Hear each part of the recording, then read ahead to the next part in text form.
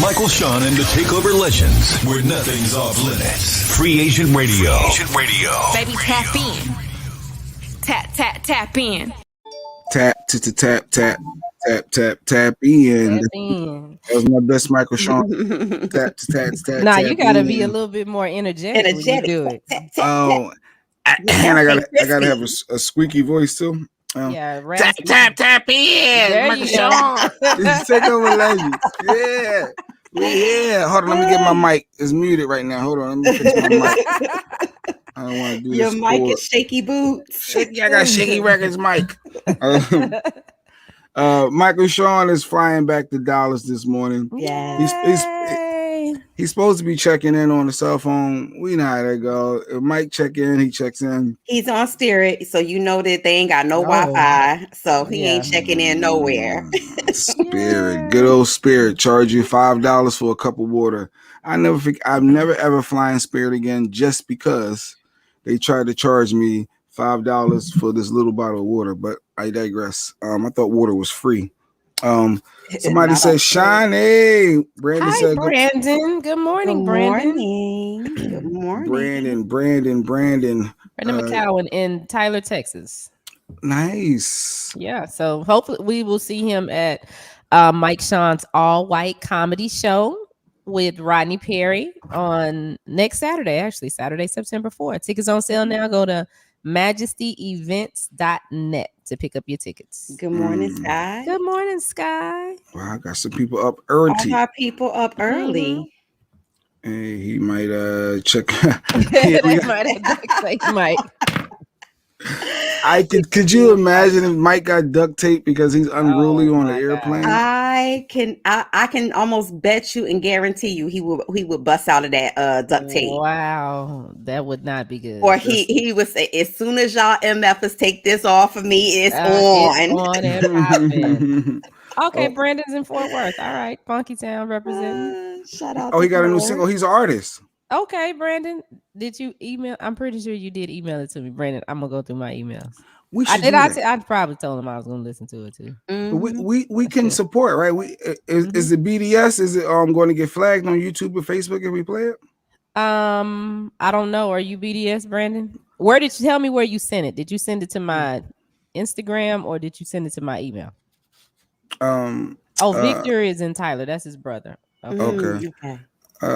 He said the singles out everywhere. Good morning, actually, but yeah, we should support. We can support and play some independent artists, local artists. Okay. Yeah, that'll be good. Yeah, make sure you send it to Shiny. Maybe we create a segment on Wednesdays of the week, right? Yeah, Hump Day support or we'll come up with a name for a local artist or something. I got too many email accounts. Which email account you send it to? That's terrible, ain't it? I thought he said it sounded like Mace feels so good. It's Cash feels so good to me. Yeah. Oh, that's what it's called. Oh, it's called. Okay. It's early, Brandon. Yeah, it's early. I know you still even got butter, some syrup on your fingers while you typing. And he's shooting back to back. I can't. I'm a little slow with my text message. So anytime somebody's sending me a text and then they shooting another one, I'm still trying to respond to the other one, and it's like, don't get me flustered. In the morning, I got like 100 and some unanswered text messages, and people were like, "Did you get my text message?" It's probably number 90. So I'm gonna get to you. Just not right now. But good morning, ladies. If Mike joined us, he joined us, like I said, flying back to Dallas. But I had too much sleep. If you ever had too much sleep, it makes you feel like you're even more tired.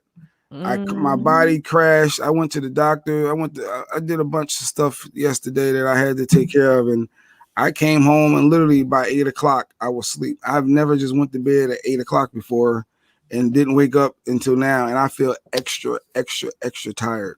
Yeah, so it's a beautiful thing. But it is a such thing as too much sleep, Jay Black. Yeah. Your body's not used to that. Your body's used to operating on a couple of hours and then being up. You disrupting your circadian cycle right There now. you go, using You big all, words. you all We told you, up. actually told you yesterday, no big words before 9 a.m. What the hell is a circadian? What did you just you cursed Circadian at me? cycles. What did you circadian, yeah, Yes. aka too much Yes. sleep. Too much Yeah. sleep. It makes Scott, your body feel beat up. Mike he's flying back to Dallas. And of course, Mike, like a normal person, wouldn't book his flight, of course, after the show is over. No. He Mike books his flight during the show. when the show starts. Of course. That's what Mike does. Well, that's probably the only time Spirit Airline was flying and back was in the morning at that right price. And so that's why he couldn't join us today. Good morning, Jacqueline. What Brandon said, it's too much sleep. Yeah, I got a circadian. I got a circadian. Mo said. Circadian. By the end of the show, it's gonna be called something Say else. it again, Mo. Your circadian is off, or what? What did you say? Circadian. Circadian. A-N. Mo has all the degrees. Yeah, Mo got I the only have degrees. one. The big word. Oh, you got one? I got one. Nice. I got an associate's degree. That's Listen, bless you. I guess I shouldn't say that's it. No, don't say that's it. Yeah, because listen, you got I worked hard. To get that you work hard to get that degree. Yes. So if I had it to do all over again, I'd give it back. One day I'm gonna go back and get my bachelor's.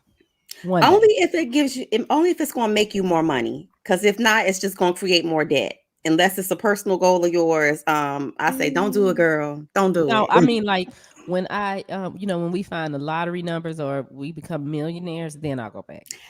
Listen. There we go. We got the psychic on today, right? Mm-hmm. Oh yeah, I need to ask him. Is it a money bag in my future? And how many? Yeah, and when? Way too many big words. I got a high school diploma, so that's my extent of my degree. Listen, you got Google. So you good. You don't need all that. You need all that. And half the stuff y'all learn, y'all don't need in your everyday life anyway. But I digress on that. Don't get me going on college. Ain't for everybody, and college is not a necessity. So I remember I did the school tour.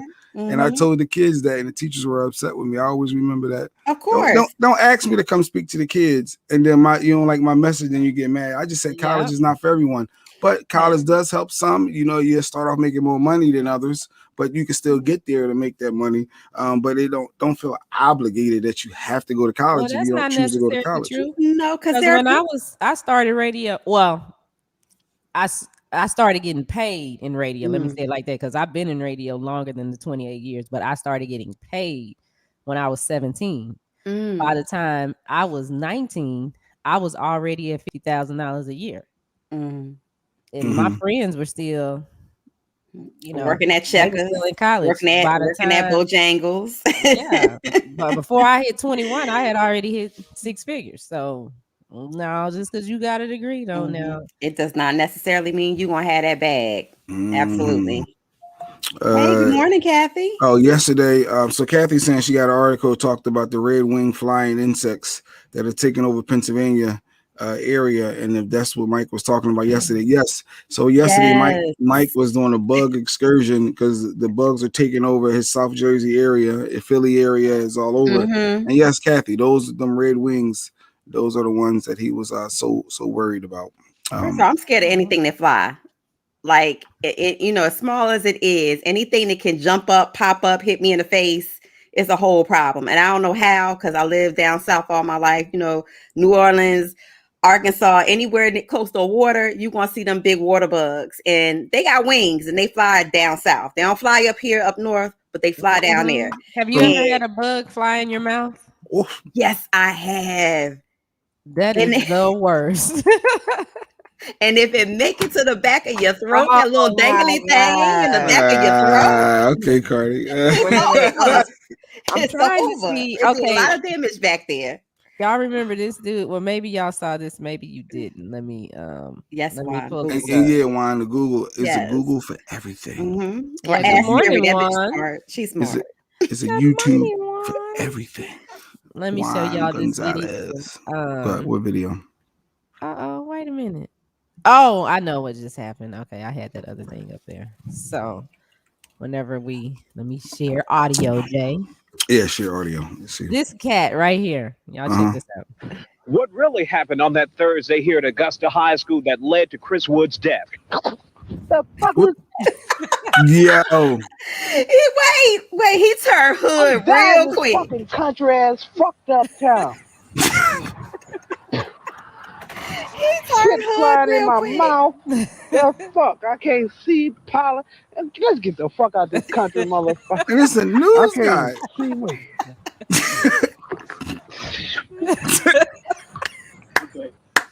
And he was still live. Wait, he was still live. He said, "Let me get out of this country and meth it. No, what the F is in my eye and my mouth?" Yeah, Pollen. flying at 150 miles an hour, go right down your throat. Yes. That's the worst feeling too. I told you, when to make it back there, you can't cough it back out, or you because it's fast. It's fast. You don't even know it's coming. It's a whole. Good morning, Ashley. Ashley. Good morning, Ashley. But we Good didn't go. morning, How Ashley. was your mornings though? Well, Ashley, Mike is taking a flight back to Dallas. He'll be checking in. I'm sure I'm gonna have to say that every time somebody pop on with a comment like, "Where's Yes. Mike? Where's Mike?" Everybody knows there's no Wi-Fi on Spirit, so we just keep telling them that. Yeah. Matter of fact, we should try to call him too before. I didn't even get to how your mornings were. We do have the psychic coming up this morning too. Wait, I think his flight was Okay, well, how was your morning, Mo? I am operating on like 2 hours of sleep. I'm doing a wedding this weekend, and so there's a lot of last minute different changes and things that are going on, trying to meet deadlines. So yeah, it's crazy and hectic. So what are you doing for the wedding? When you say you're doing a wedding, what exactly does that mean?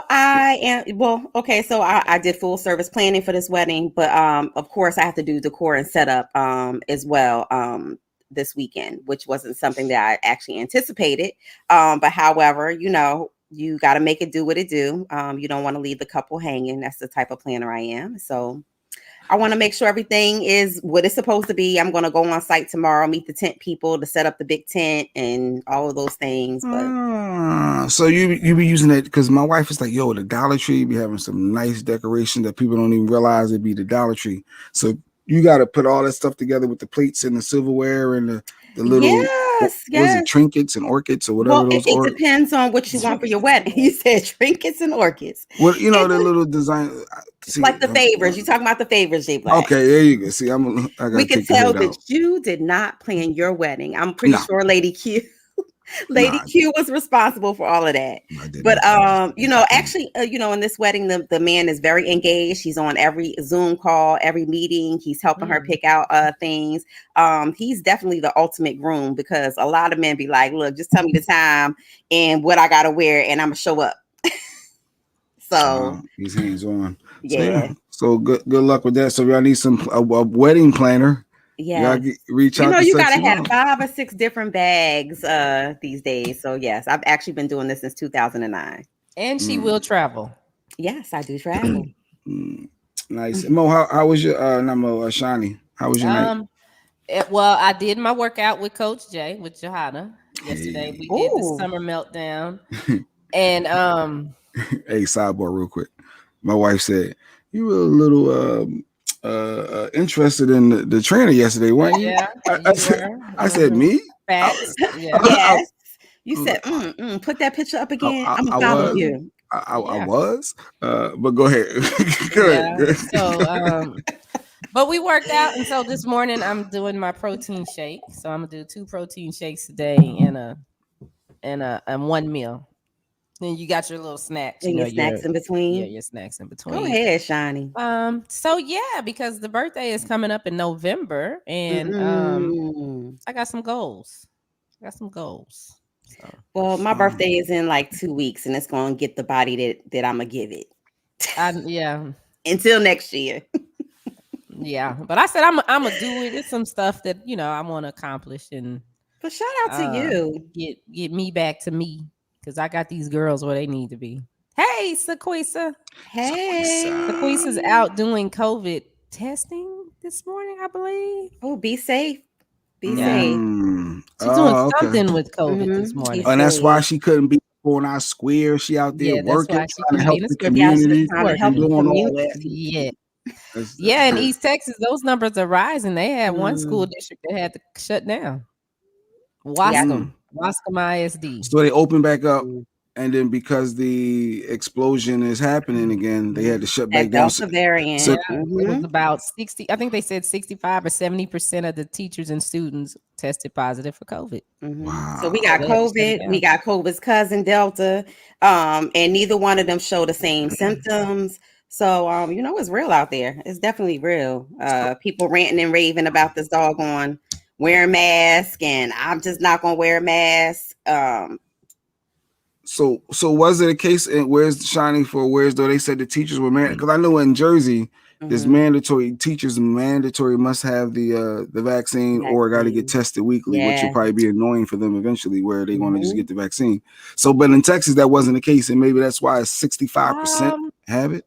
I'm not sure because Governor Hot Wheels is just I don't even know what he's talking about now. At my kids' school, they asked that the kids wear masks. They sent an email. Well, at first it was just, we strongly suggest that you wear your mask. It wasn't a mandate, but eventually they did that because something happened. I can't remember, but I mean, I told Mike, just wear the mask. Just, go to school, wear the mask. Ain't no big deal. And most of the people there, majority of the people at their school wore the mask. Like, even when I go up there, I put a mask on. But in that place in East Texas, they're big supporters of Governor Hot Wheels. So they might not. I don't know, and I don't want to say if they did or not. Yes, Hot Wheels. Yes, Hot Wheels. Governor Hot Wheels. Yeah, and for those who don't know, because he's in a wheelchair, right? I think he's in a wheelchair. Yeah, he had he ran into a tree. Or a tree fell on him in his car or something. But yeah, I don't know, and I don't know what they is. Rodney was concerned because some of his shows have been canceled because of COVID. I said in Texas, ain't anything y'all want to do, come to Texas. Yeah. Matter of fact, come to East Texas. We got the perfect venues for you. They are wide open. Because COVID doesn't exist in East Texas. So they don't have to wear the mask. Apparently. Yeah, and see, Sequisa is in East Texas too. So what y'all have to? They have to go back to virtual then. Like if the school, if they got to close back down because of the students and teachers got it, I would think virtual will have to be an option. No, they just gonna get a week off. But I thought you need at least 2 weeks. But I thought with COVID at least they pushed it down to 10 days now. So you count the weekend. They just out a week, and then we'll see in a week what they're gonna do and watch them. So that's going to be their winter break. Basically, they're going to take up all their days. That's interesting. I think the virtual option is going to come back for a lot. And if they closing and shutting down shows across different states, so yeah, they said by October, November that people were predicting that the stuff would be shut back down. But did you see the in prison? We're talking about the vaccines that they're trying to entice the inmates to get vaccinated. And when you're in jail, you always hear about the stories about commissary and that being a big deal. So the prison is offering them ramen noodles. That's a shame. That's so Washington, you see right there, Washington jail offering ramen noodles to inmates who get back. Hey, you locked down, right? You want some of these noodles? Because they know a cup of noodles and some tuna. That's like a big deal. Like you could make a whole meal out of that. Good morning, Mark. That's wrong in so many ways because for those who don't have people put money on their JPay or who've been locked down for a long time, that's basically like saying sell me your soul for some for a cup of noodles because they're gonna take it. Yeah, they're gonna take it, and it's cheap. It is degrading. It's so many things wrong. Hey, it'll make you feel good. I mean, they're using it, which is it really bad? I guess it's would you offer somebody out here on the streets the vaccine for a cup of noodles? They put people in a daggone $1 million lottery in certain states. If they got vaccinated, if y'all remember that early on. Facts. So come on, you're basically telling me that because I'm locked up, my life that ain't worth as much as a person out there in regular society. Your life is dwindled down to a cup of noodles. Come on, I got a big problem with that. Shout out to all my people who locked down. I got a big problem with that too, because the towns that these prisons are in, well, this is the jail. This is the jail. They Not say the prison. jail, not So it ain't that's the the difference. I'm not gonna penitentiary. say, yeah, Yeah, it ain't the because I'm like, penitentiary. nah, It y'all ain't the get too much. fed. Y'all get too much federal money to be giving them a cup of noodles. But this is jail, so it's different. And I'm thinking, why not? I mean, just to have that devil's advocate. My first thought was, well, that's shady. But if it's going to help entice someone to get the help that they may need, that's going to help them in the future and help their other inmates, and is really helping the people around you, helping protect, yourself. It's like, well, if this would be a little push to do it, it worked with the lottery. People wanted to win that $1 million or whatever money they were giving away. They wanted a free haircut. They wanted to get some ice cream. We saw all type of things that they were offering to get the vaccine. And if that helped give somebody a push to get themselves vaccinated, which is ultimately helping everyone else, on the other hand, it's like, well, why not? I mean, you got an option to say no, but if you want them noodles, you may say yes. But why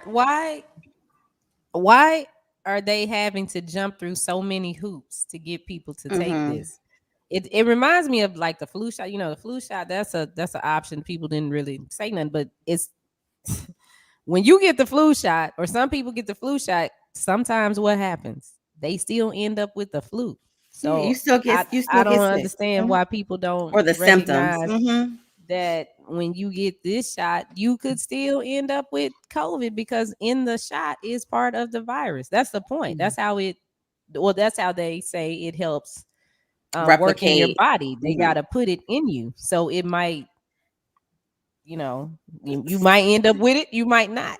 So, one of my sorority sisters, she's just coming off of quarantine, but she had the vaccination and got COVID. So I really wish people would stop saying, oh, I'm fully vaccinated, I'm good. No, bro, I need you to keep your mask on, because you could be asymptomatic. You could be, walking around here still catching it and giving it to other people. So all of this, what'd she say? Kathy said, Mo, if they are murderers or rapists, etc., then they didn't respect somebody else's life. So a cup of noodles isn't degrading their image at all. But you know what? There's a lot, different perspective.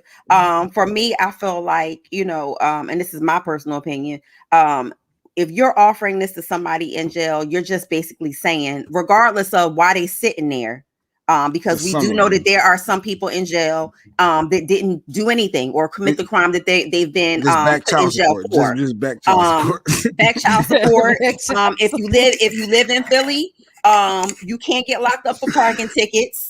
Yeah, get $1,000. I mean, you could get locked up for a whole bunch of things. You can get put into jail. And I just think that when you're talking about someone's life, and how degrading that experience already is to be locked down, you're stripped of all your rights. Like, let's call it what it is. You stripped of all your rights. And we ain't talking about the cushy feds. We're not talking about that. But if you're in jail, you're in you got a local time of under 2 years or 3 years, a bid sitting up in the county jail, you basically telling me that I'm nothing. That all you worth, because how much is a cup of noodles? That's less than $1. Says like $1. At the store, they 50 cents. Well, some of them 25 cents at the store we go to. So just think about it. Just reminds me of how they entice the even with the Tuskegee experiment. Just enticing with, oh, you're gonna get food, you're gonna get this, you're gonna get that, or give, I just don't like it. I don't like the fact that get the vaccine and I'm going to reward you with this good old cup of noodles, so you ain't got to eat the stuff, that cheese sandwich or that stuff that we feeding you that you don't like. Bologna sandwich. The bologna sandwich. It's deeper. It's deeper than the cup of noodles. I just feel like, it's degrading. But from a government standpoint, it's like, yo, let's go ahead and sponsor how much these several cases of noodles cost. We can put it in all the prisons and offer it to them. That's a easy way for them to entice the prisoners, like you said, at a very low cost, to get the vaccine. No different than, hey, we're going to enter you in a lottery. We're going to give you this free ice cream. But I personally think, hey, wow, go for it. I mean, if you really want people to get the vaccine, you want to entice them, because we all got a price. No, Kelly, in prison, they're more. They cost more.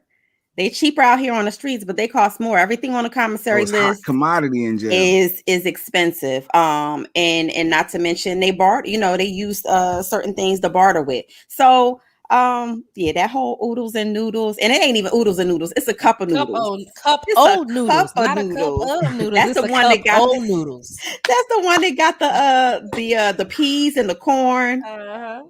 The dried out peas and corn. Do better.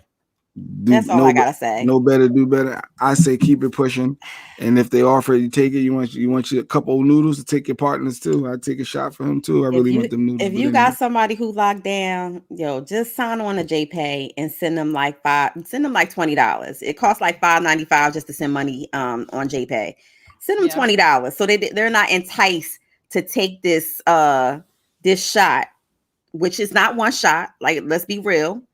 It's more than one. It's more than one shot they're going to have to take or whatever. Just send them some money so they don't gotta sell their soul for a damn cup of noodles.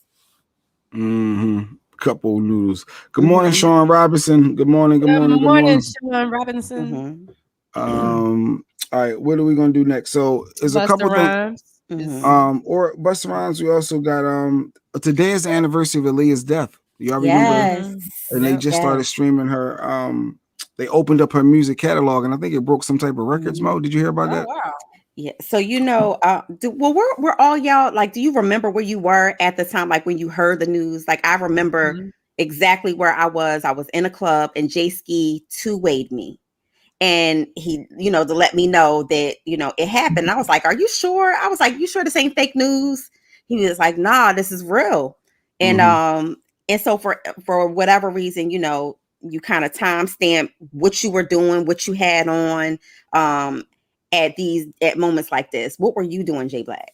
With the Aaliyah. Wait, I think Kathy and then was wrapping up that last topic. What did she say? Wait a minute, they'll sell one of the cups. So I bought a case. Now, if I can get a case and get the shot, I can see me taking the case and then me hustling off the rest of the. Again, that's funny. Like I said, barter.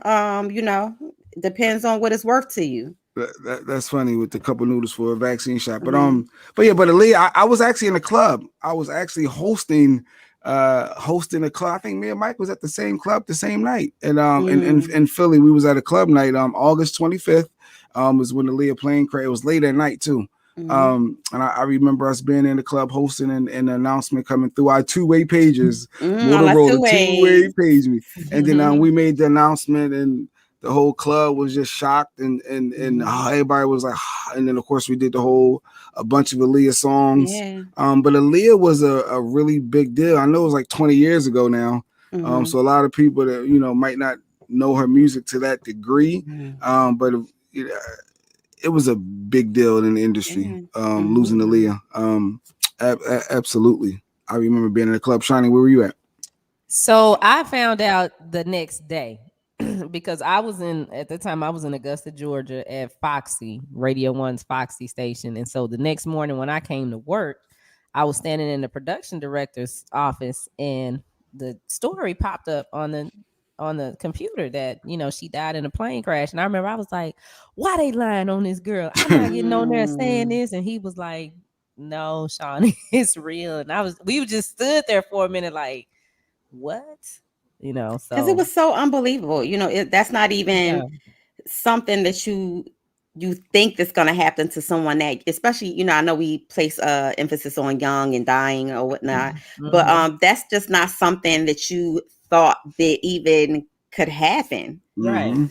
Of course now, we're privy to a lot more things because we have social media, but at that time there was no Facebook or Instagram. You had Black Planet, and things like that. But there was wasn't MySpace out in 2001. Was MySpace? I think MySpace. It was MySpace and Black Planet were the two top social media things. But you literally either had to get an email or you had to go to the AP wire. You had to go to like a news source and actually look. So you had no way unless somebody saw it, like you said, Shani. It came up on your screen. And then you're calling people to verify, if this happened to this artist. So it was just It was tremendously sad. I remember even just with Dame Dash during that time, I felt really bad for him because he was devastated. Yeah, that was his girl. He was devastated. They was heavy in that relationship. Yeah, she was like an angel. Angel to us. Kelly J said we had dial-up at that time. Yeah, Yes. we were still faxing. We Yeah, were we still still trying to connect to the AOL, internet. you've got mail. That dial-up was real. And then when that dial-up was long, and you just waiting. Did it connect? Did it work? Disc, you had to put in a damn disc, a AOL disc, just to get Wi-Fi. But you know, it was a moment in time where I think that everybody just kind of stopped and stood still. No matter what color you were, the news was devastating across all genres of music, and everything kind of just stood still during that time. But you know, in the recent years, you know, they fought over her musical catalog. You know, people have wanted to put out stories like her life story or her biopic. And of course, you know, one family member is like, yes, and then it's like, well, they don't have control over, I believe her brother, if I'm not mistaken, has some was in the headlines at one point, battling over the rights to her biopic, and so forth. But we still haven't got that real Aaliyah biopic that's the family approval. You can have the real music, not some knockoff person trying to re-sing the songs. Or an imitation of life or imitation of, you know, 20 years ago. Good morning, Jeanette. Adrian. Good morning, Adrian. Like it was just yesterday, though. You know, I mean, time goes by so fast. I don't feel like yesterday for Aaliyah died. Yeah. It really does, J Black. I feel like I look Aaliyah at that era. I look at that just... era, but because I have it timestamped, like, you know, I know exactly what I was doing at that time. I know exactly what I was wearing that night. So it just like those were the best times in my life. That time, like 99 to 2006. That's what I would like to. Well, I ain't gonna say I want to relive that. If I could relive it and know everything I know today, then okay. Amen. Do over button. Kathy, I don't know who else died. I feel like Mike right now. Kathy, what are you talking about? What do you mean other celebrities that died in August? Like, we're asking Psychic. Yeah, I was gonna say, you're gonna have to ask us. Well, we gotta fact check that. We gotta fact check that, Kathy. Michael Jackson died in July. Whitney Houston. No, I don't know who. I don't keep track of where the celebrities died. I'm looking it up. Let's see. Died Joanne. Good morning, Joanne. Good morning, Miss Matthews. But yeah, that Aaliyah. 20 years. Left Eye. Was it in the summer months? She was in Honduras. Okay, in August you have Marilyn Monroe died August 5th. Elvis Presley died August 16th. Neil Armstrong died August 25th. Aaliyah, of course, died August 25th. We got one black. Emmett Till died August 28th. Murdered. Right.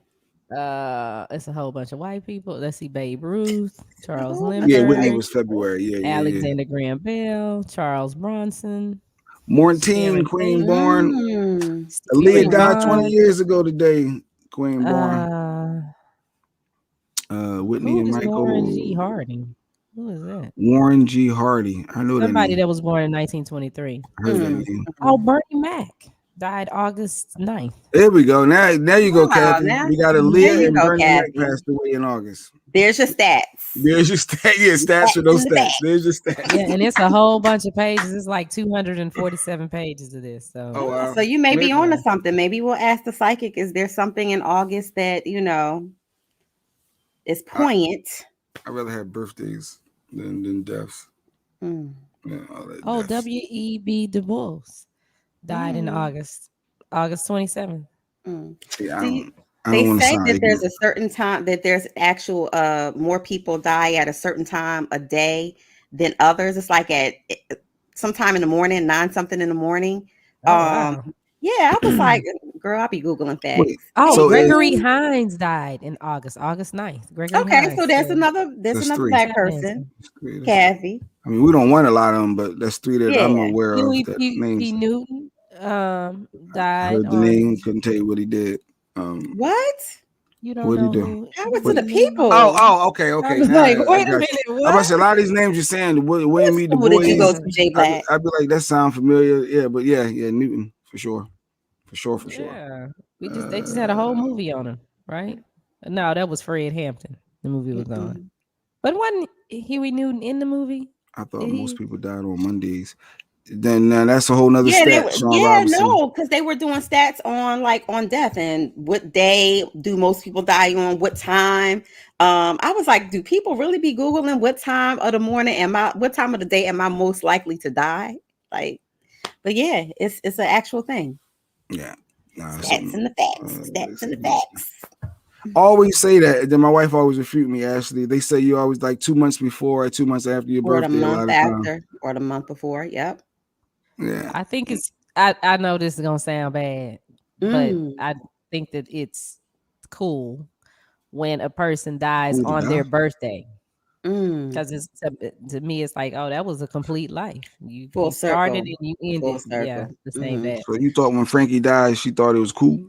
Like, wait, what? So wait, Well, didn't Frankie Keisha Cole mom die on her birthday? She died. So you on think her it's cool to birthday. die? So for you personally, you would want to die on your birthday if you had to choose your death day? If I had to choose, yeah, because I don't view death like other people. I don't look at it as such a bad thing. You know, it's it's gonna happen the moment that you're born. Well, the moment that you're created, when the woman is carrying the baby or the whatever it's called in there, it's possible that you could lose it. Because I lost my first baby, so death is not something that that I'm afraid of. Like I talked to the girls about it. We've gone to the funeral home. We've done my pre-need, so they, the funeral is already planned out, paid for. They ain't got to worry about none of that. But it's and I'm not having no funeral, so don't look for no. We did talk about this before. Yes, I'm not financing no party, and I'm dead. I'm just we saying. we we need the repass. We need the food. We need to get together, right? The girl, I told them y'all I'll can pay call for the chicken. Who y'all want to call and have something small. If y'all decide y'all want to have a funeral and have people come up there, then you can. But I ain't paying for it. If you ain't come to none of my birthday parties that I had when I was alive, because I throw a bad party. Okay, if you ain't come to that to celebrate me alive, then no, we ain't. I'm not paying for no funeral. No. Well, Ashley says she know a lot of people that died on Sundays. Guys, how many people dying around you? I don't want to know you, Ashley. You know like, what? No. But that's actually you know a lot of people. Jesus, how many people? Sundays, they say Sundays and Mondays, and it's because of they attribute it to people who hate their jobs and the anxiety, and some people actually have a heart attack. Grand opening, grand closing. That's what I found out. Yeah. Dying on your birthday. All right. Yeah, I don't like talking about death personally. I really don't. I'd rather talk about these noodles in prison before I talk about talk about death. But them noodles in the prison gonna be the death of you anyway. I'd rather go back than talk about that. No, but Sequisa said she need an invite to the party this year. This year, I think I'm gonna just go to Vegas because I want to see Usher's show. So I might celebrate my birthday a little bit later because he has a like New Year. Well, shoot, I don't know if I can do that because usually I spend New Year's with the girls. That's something we've always done. But that's what I want to do because this year I'll be 45. So a woman that ain't scared to share her age. You say you're gonna be 45. I will be 45. But my daughter will turn 13 too in December, and she wants a party. So I think I got to put all the money in her party. Well, my son was born on New Year's Day. I got to show out. Break bread at 3 fast. No, Shawn, if when I die, like I told my kids, I said, listen, y'all can have they can do whatever they want. But as far as me being cremated, they ain't got to worry about that. I told y'all ain't got to come get them ashes. And then Uncle J Black gonna say, Now y'all know y'all mama said y'all couldn't have no party, right? But she ain't here no more, so we're gonna have the She ain't funeral, here no and then we can do the more. cremation after. We're gonna remix this a little bit. Yeah, We're the gonna have the baby service. gonna call Uncle Jay because she can say that real good. Uncle Jay Black. I'm like, wait a minute, They what's gonna happening? say she gonna say, well, Uncle Jay Black said that he already got it covered and taken care of, so we gonna have chicken at Mama Thang. Kathy making it sad. I think. Go read it. What Kathy say? I don't even want to read it. What My she say? grandma died 1 hour into the next day after her birthday, so we figured she was lying there in her nursing home bed, and it was really her birthday. My doctor died on his birthday. Yeah, I think that would be like perfect to go out on my birthday. That's like that's me though. But I mean, I'm not afraid of death. It's gonna happen. Yeah, I I remember. need Of course, Kathy. flowers. I need white flowers. Yeah, Don't burn me. Shawty, I'm gonna leave you with with a set of instructions. I mean, I'm gonna leave I'll Jay Black respect your instructions. just in case. I'll Just do in whatever you case. want. I want open bar. We had the white flowers, the open bar. You want us to prop you up because you I know we want- got a funeral home here. listen. They can put you on. I need to be set up in that couch coffin. I need my feet. I need my shoes showing. I need like a 2-hour viewing before the funeral. Yeah, they do. Well, you know the viewings now like 8 hours. They all yeah. Matter of fact, I want a lion state like that.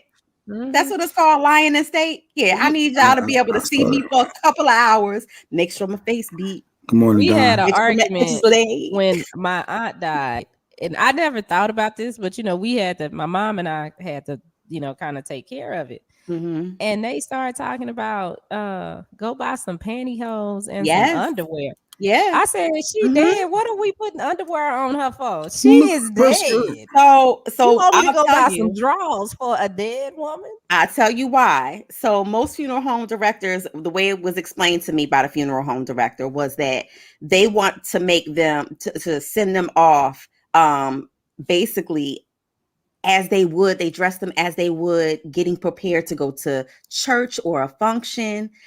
They put on a girdle, the bra, the panties, the pantyhose, whatever. And then they don't want you to buy a new one. They want you to buy whatever they wore, like get them something out of their undergarments, something that they already wore from home. No, they wanted a new pair, a new pack. Well, pantyhose, yes. New pack of pantyhose. No, the panties. Oh, new panties? Listen, when y'all put me in that box, you can throw on this Kevin Kirksey shirt on me. And Kevin Kirksey you know, hey, it's all good. I'm gone. It's just a shell. My soul has left the room, and my soul is either floating around or in the upper room already. She in the upper room already. This is what I'm gonna do, Jay Black. What's that? I'm watching. You decide to have a funeral, and I say that ain't what I want. I'm gonna come back as a bird, and I'm gonna just poop on you. I'm just gonna fly, and I'm just gonna poop. They said that's good luck. No, they said bird pooping on is good luck. That's what I heard. Somebody gonna come and poop all over your car every time you watch it. At the funeral, I'm just gonna just let it out on everybody. Like I told y'all. Actually, maybe we should have had a fried chicken in. How do you feel about those funeral homes that had the people sitting in their cars or on a chair? I mean, people, because like if yes, they have them sitting in the car, they have them sitting at the table playing cards or get out of here. Yes, Jay Black, it's a real thing. It's a real thing. They have steppers at the funeral. Yes, they have all of that because if you go back in ancient time, they really celebrated death. Right. And like even in Mexico, they have the Day of the Dead. Sometimes they pull the corpse out of the ground and toss it around, and you know they celebrate it. And if that's what you want, then I'm a person like if that's what you want, that's cool. Just respect my wishes. I'm gonna respect yours because I know my. I can request a funeral with me sitting up playing cards. Like y'all, I want a funeral and y'all. Nah, I'm good. We can even customize you to have a customized. We can customize a casket to make it look like you sitting up in a car driving. Jay Black. Can I get an outfit change? Look like Shaquisha was asking. Can I get outfit changes? You could change my gear too. I want to go from an Eagles jersey to a suit or something. Like, come on, what are we doing? So if we have a brief intermission, if that's what you want. Tell you. Let me She show really you. gonna pull up a picture. And Listen, this all came from us talking about Aaliyah's anniversary, the 20th year anniversary of Aaliyah's death. but these things are real. These Yeah. things are real. People have, very explicit and specific instructions on how they want to be buried or leave here. It's in New Jersey. There's somebody in the funeral, in the cemetery.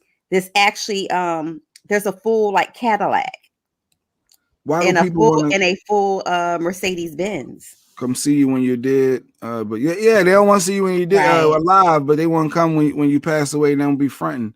Right. It's way too much for a barbecue. Hey, wait a minute. I only heard about a casket being above ground in New Orleans. Well, in New Orleans, yeah. they have to do that because of where they live and the flooding. Mm-hmm. Yeah, and then Katrina, when Katrina Mhm. happened, a lot of them came up and floated Yeah. away. So that's Yeah. kind of Yeah, who wants that, distressing. Brandon? Who wants a funeral where I'm sitting up playing cards or I'm in a car because I love my car so much? I want y'all to do my funeral with me. If you in the car. hood with it, you might want it. She got her bush. She got her bush beer. Newports, ain't them Newports up there? Wait, that's too creepy. I know you moved on. She got her shotties on. She got her glass of wine and her bush beer with her cigarettes. And that's probably what led to her death. I see all that combination right there. She got her shotties on. It looks like she's sitting there chilling. She ready. Where they do that at? What the heck? What? Listen, there you go. There you go, Jay Black. On his motorcycle.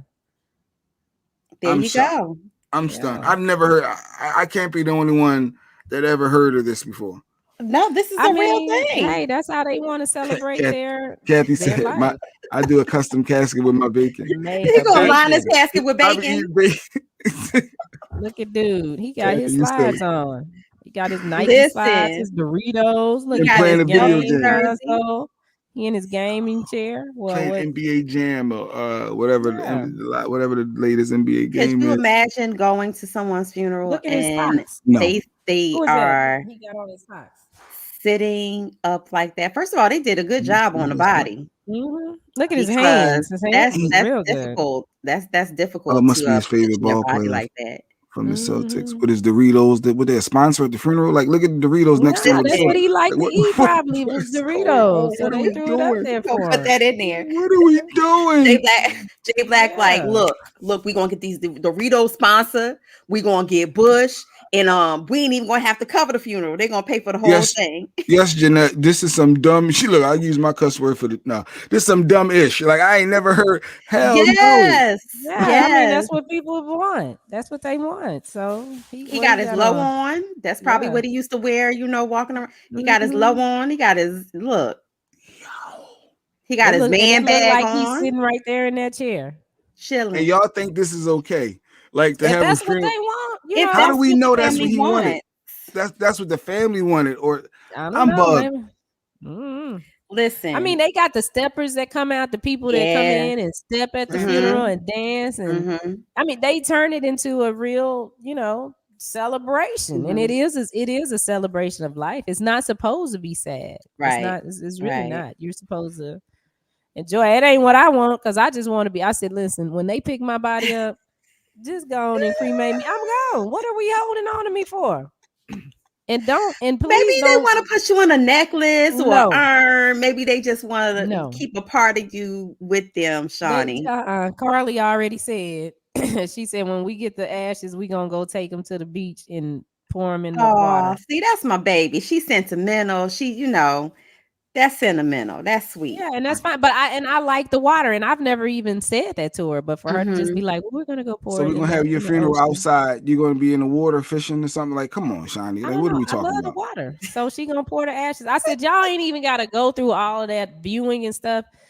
Just listen. That is extra money. I am dead. That is the money that I left you and do something for you because. You got to go on with your life. Mama is gone. Uncle Jay Black said it's going to be sponsored by Media Room 360. We're going to live stream this. I'm still stuck on these reenacting funerals. Like you talk about creepy, Don. Yeah, like that would be a lasting image of you being moved on and you're on a motorcycle, like, and I'm at your funeral service. This is you. We here to remember you. Ain't no way you could sit through a service with the person on a motorcycle sitting playing video games. Well, that's probably the viewing. That's probably the Yeah, viewing. And they probably put him in the casket for the funeral. Wait, so then you got to come pick them up and then put. Ain't that? Oh, the viewing is usually some like people have a wait. Some people have a wait the day before, a wake, and then they have the funeral the next day. A lot of people do that. Yeah, you can be sitting up here like Mama G. Listen, with a bush when we walked up in Mama G house, that's how she was looking. They even got her nails painted gold and black, looking like she wants to say, "Close my front door before you let them flies in here. Don't let them flies come in here." Mark, I ain't gotta go to New Orleans if they doing stuff like this. Line. Yes. They celebrate death. They celebrate it. Let me tell you, they honor it. One of my frat brothers, before COVID, he was a teacher down in New Orleans, and he was murdered. And some of his students flew up. They made and in the school they made him whatever they use for the third line. That's what it's called? Second line. And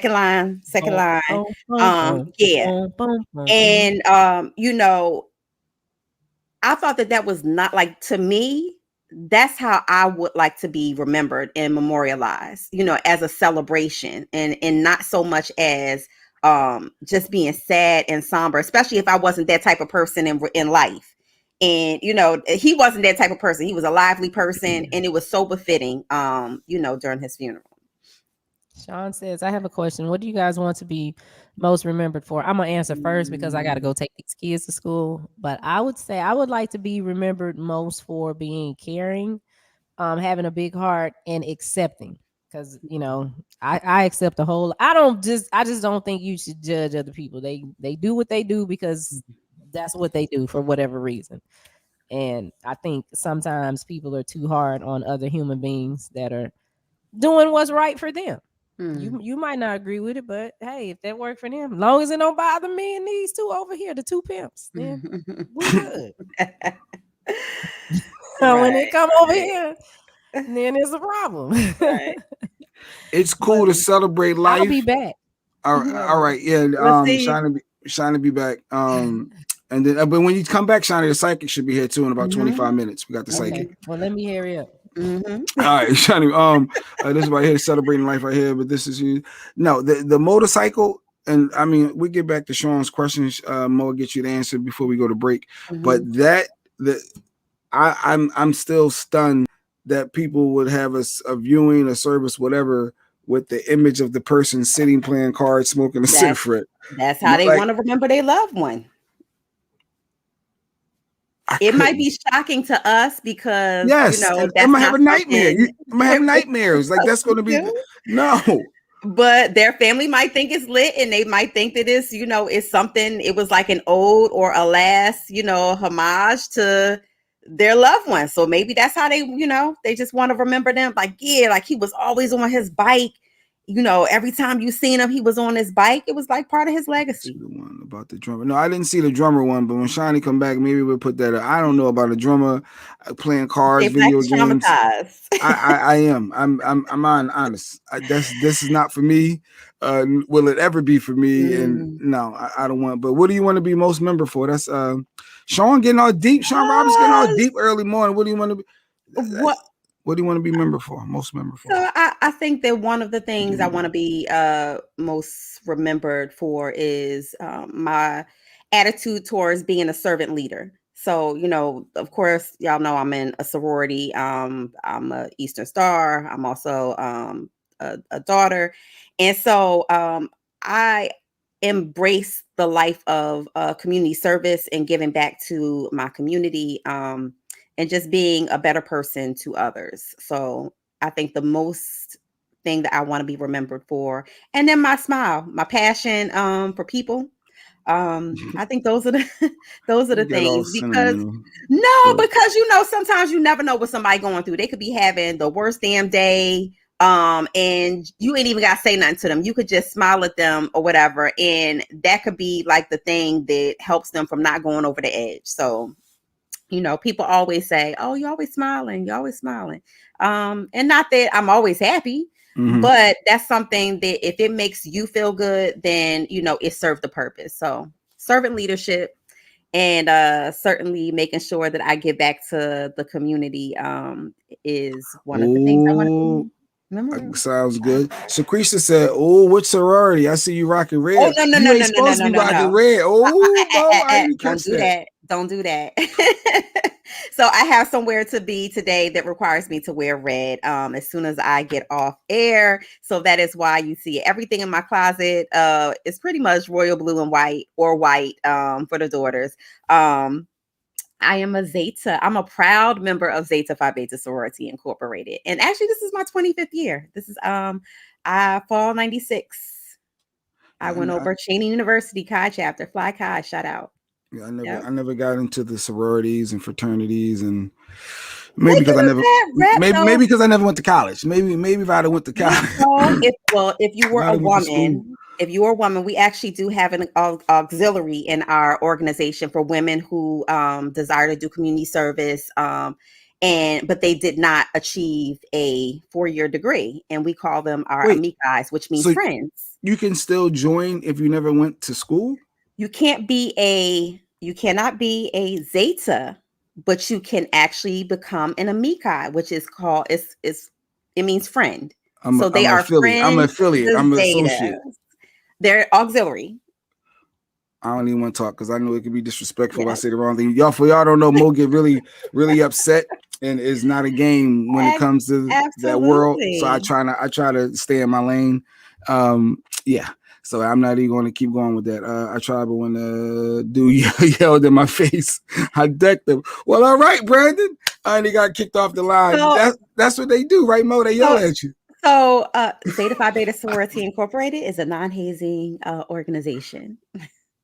Oh, that's the corporate answer. Finer women don't hate. But outside of your Zetas, they do yell at you though. That's part of you see that.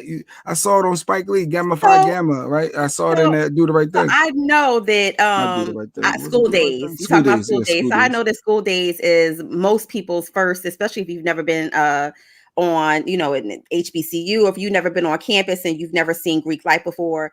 Most of our first interaction with Greek life has been on Spike Lee, Do the Right Thing. So no, I am not about to teach. I am not about to teach because Michael Shawn is coming back tomorrow, and I will be on social silence for hey, Sister Greek.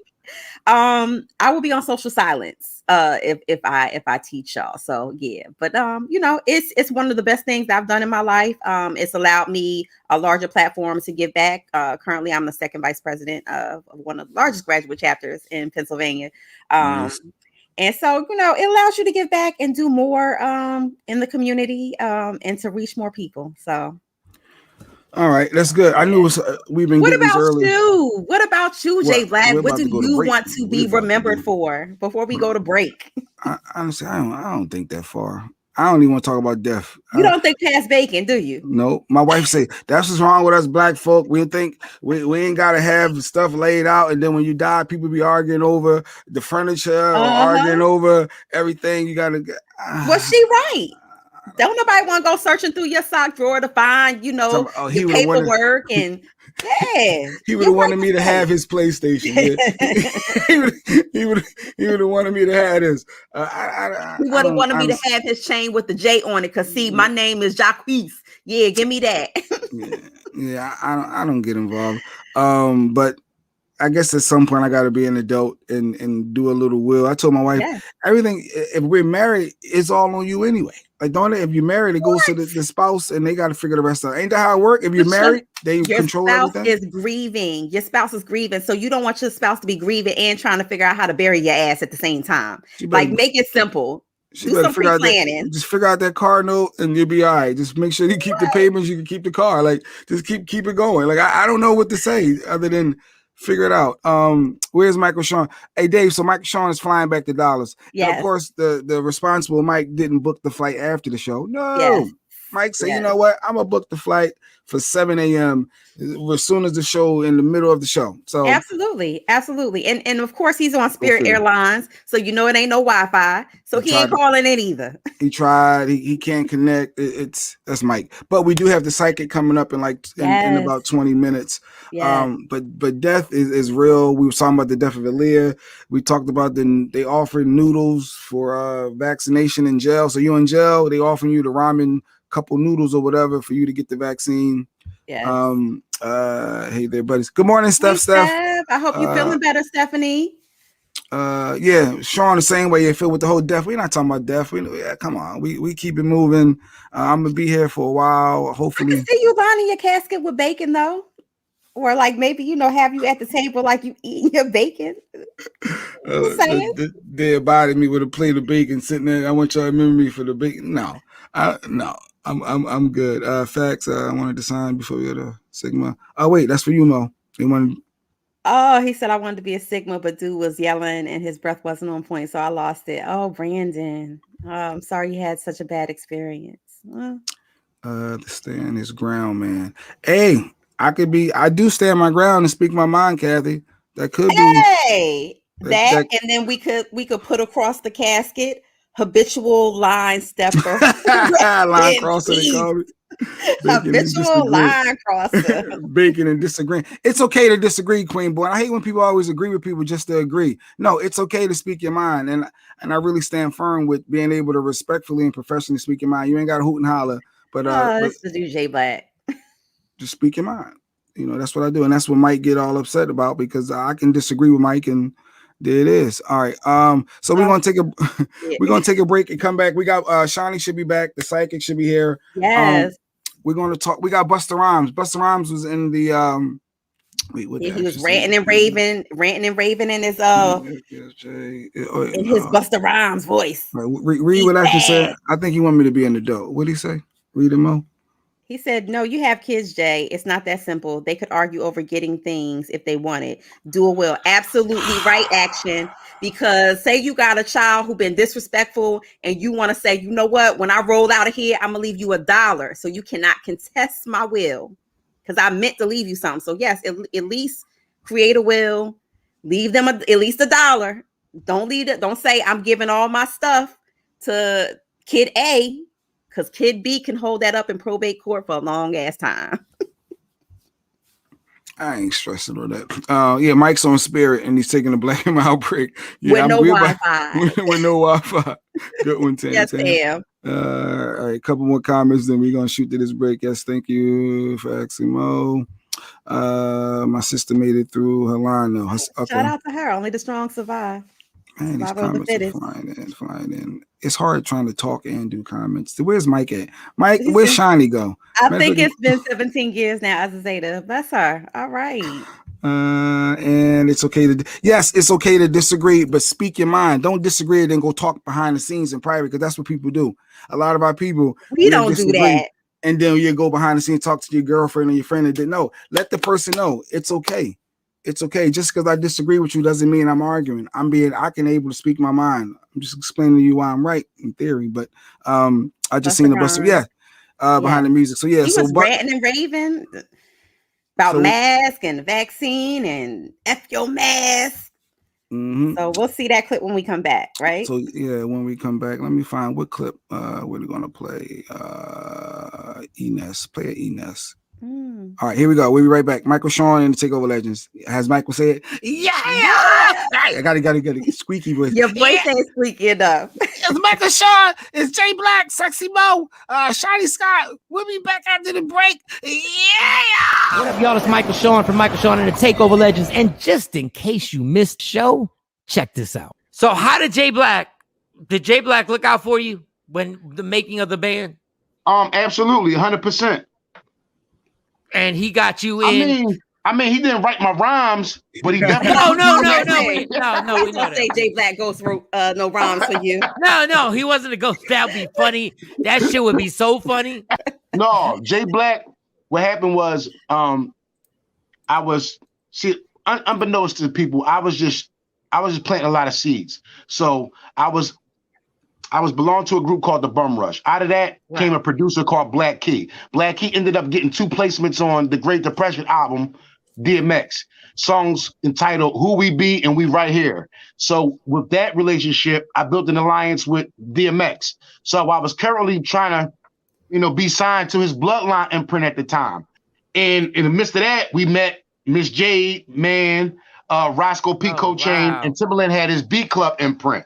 So this was like Miss Jade's second single with Nelly Furtado, the Ching Ching Ching Ching joke. Yep. So she was like, yo, just come up with me and just on my little promo run, you could come up and spit and kind of get some promo. We did just that. Jay Black was like, bro, you got something. Like he just, after I spit and smoke cleared and show was off, everybody high five. Jay Black pulled me to the side. Was like, bro, I like it. I like your material. He was like, yo, just let's take numbers. Let's stay in contact. Anything I got going on, I keep you incorporated with it. Cool. Week after that, maybe a week, 2 weeks, it was the Germantown Unity Day, John. Yeah. Shout out to Uptown. Yo, you got to understand this. For me meeting Jay Black and making a band is almost like 60 days. Am I right, Jay Black? Yeah, no, you're right. You dead on. You dead on. It was quick. Yeah, it was like it's like 60 days. So it was like Jay Black.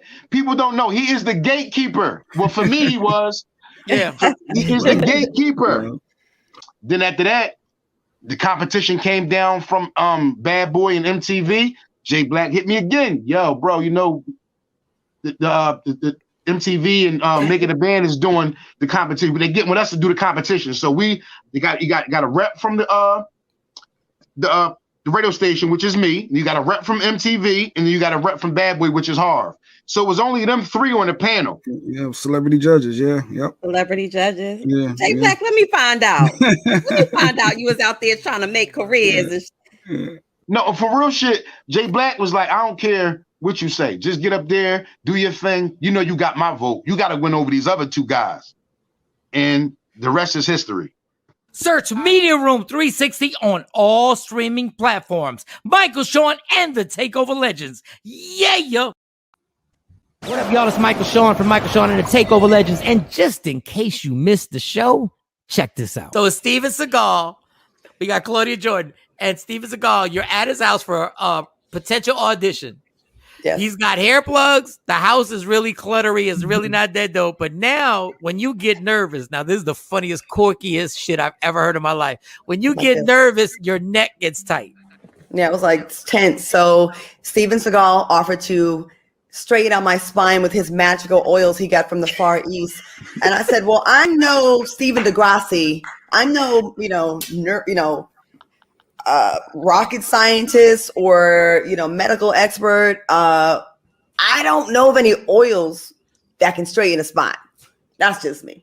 He insisted. Okay. So I was like, no.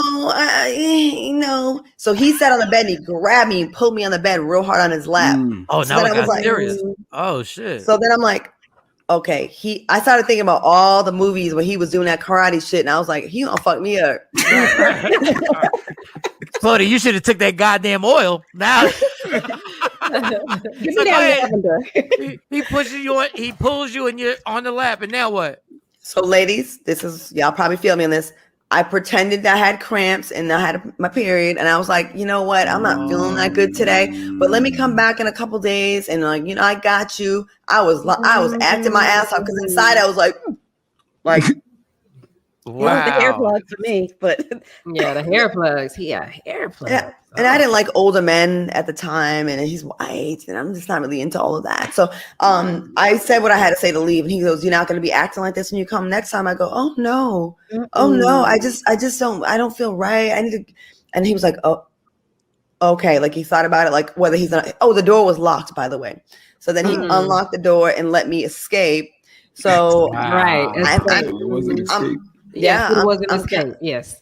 I'm counting the steps until we get to the front door. I'm like, okay, I'm almost there. I'm almost free. And then when we got to the front door, and this was felt so disrespectful, he just slapped me on the ass. He's like, I'll see you in a few days or something like that. And I was like, okay. It was the hardest thing I had to do. And I had to play it out because I thought about it after, how would this story be received? Black girl, white man, superstars house. After hours, they're gonna say, "What were you? It's my fault. What were you doing there? Why What did were you you go wearing? over there? Oh, you're a gold digger. You was just trying to get paid, whatever." And I got into the car and I just lost it. And I called the person that set up the audition. I said, "You fucking set me up. You set me up to. You knew." And I was just like, I couldn't even. I was like, like I couldn't even talk. And it was like, and to this day, it's fuck him because I got away. And I can't imagine. I know there's a lot of women that didn't get away. And now no one listened to me. I told the story on the radio on Foxhole back in the day. And TMZ reached out to me at the point. I just didn't feel comfortable talking about it back then. But since then, a whole bunch of women have come forward and said similar things. And you don't believe shit when it's a black woman saying it. It's almost like it's our fault and we sluts anyways, right? When a white woman does it, now it's like, let's give her a $50 million settlement. And poor thing, you must have been so traumatized. And with us, we just supposed to be strong. So you could take it. You all right. Yeah, that y'all shit got fucked that me black up. girl magic. Y'all good. Did he ever acknowledge? Did he ever acknowledge her to speak to that? He never even acknowledged. I never talked to him ever again. Never. Search Media Room 360 on all streaming platforms. Michael Shawn and the Takeover Legends. Yeah. With the worst records, baby. About to ruin another perfectly good song. Yep, true story. Used to date this girl. One night she got in my car. She just wanted to argue. She started talking bad about me. She started talking about my nose. Coming for me. I'm sensitive about my nose. So I had no choice. I had to make that walk. Make that walk. Walk your ass home, girl. Just keep going. Hope she get lost. Don't let me your thought. True colors I never ditched the chick before. I apologize if you live too far, but I made that walk. Made that big walk. I guess you know where she's going. Yeah. Know you wanna fight. I can see it in your eyes when I picked you up at your front door. Matter of time, there's no reason for this fight. Tell me something I ain't heard before. Oh, I've been dealing with this shit, and it's about to be on. Stop talking all the shit. Oh, she won't, so I made that walk. Made that walk. Walk her ass home, girl, just keep going. Hope you get lost. Don't let me your thoughts. True colors. I've never dissed a chick before. I apologize if you live too far, but I made that walk. Made that walk. I guess you know where she's going. Oh nah. Clown my mom's hairdo when the couch is in the guest room. I'll make sure I keep her number blocked. Now it's time to play. Go out on a date. I'll be partying to 5 o'clock. Oh, I've been dreaming about it, girl. You ain't the one I want. I can't stop laughing, girl. Cause I made that walk. Made that walk. Walk your ass home, girl. Just keep going. Hope you get lost. Don't let me your thoughts. True colors are showing. Get out my car and stay out my car. You don't talk about my nose. I'm sensitive about my nose. We the worst records. Yeah, yo. Made that walk. That'll learn ya.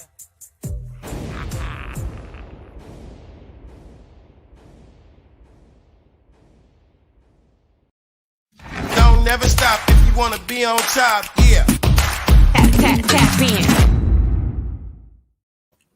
Tap in. It's Michael Shawn and the Takeover Legends. Sexy Moj, Black, Shiny Scott. We're back. Good morning, everybody. It's we got the comedy show coming up. Good morning, Tam Tam. You sound like a crossover between Mike Tyson, Michael Tweety Shawn. Bird, and Michael Shawn. Mike Shawn is on his way back to Dallas, y'all. He Yes. got a flight. He did a flight on Spirit. I guess he took the cheapest flight. I don't know what he did, but either way, the flight was during the morning show. but yeah, so I'm not gonna do no more impression. I'm horrible at impersonations. Listen. I know he got a squeaky voice, but before the break, before you get it right. Yeah, he'll be back. He'll be back. Actually, we got the Psychic coming up in about 4 minutes. Yes. Shiny Scott's actually dropping the kids off. She should be rejoining us very soon. Before the break, what do we talk about before the break, Mo? What clip we got? Oh, well, okay. So Busta Rhymes, you know, he was on a rant. You know, the whole don't wear a mask, F your mask. I know you have the clip ready to play. He went the mask route. He was ranting and raving about the mask. I don't know if you got the clean version because he dropped a couple of cuss words. I hope we got the bombs. Yep. So let's play it and see. Hopefully it is the clean version. We'll see. In the last 15 fucking months, COVID could suck a dick. We outside. All these little weird ass government policies and mandates suck a dick.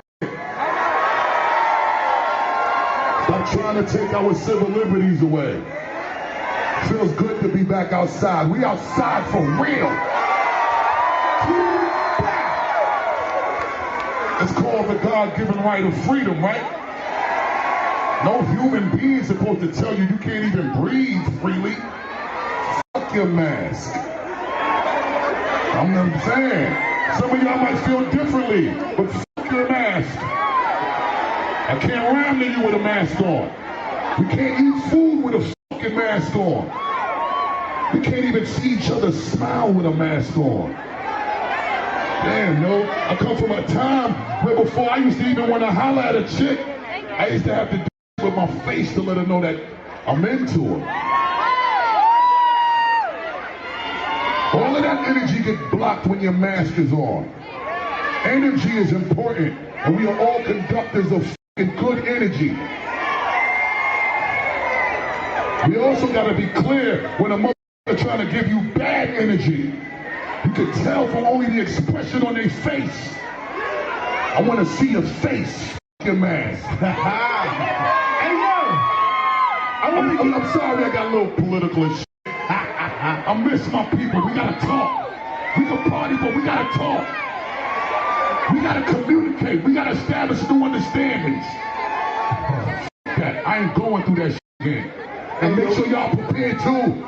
If anything came out of this mother was a lot of learning. I done learned so much shit, little time off. Thank you for the one thing that came good out of this shutdown. I have become more empowered.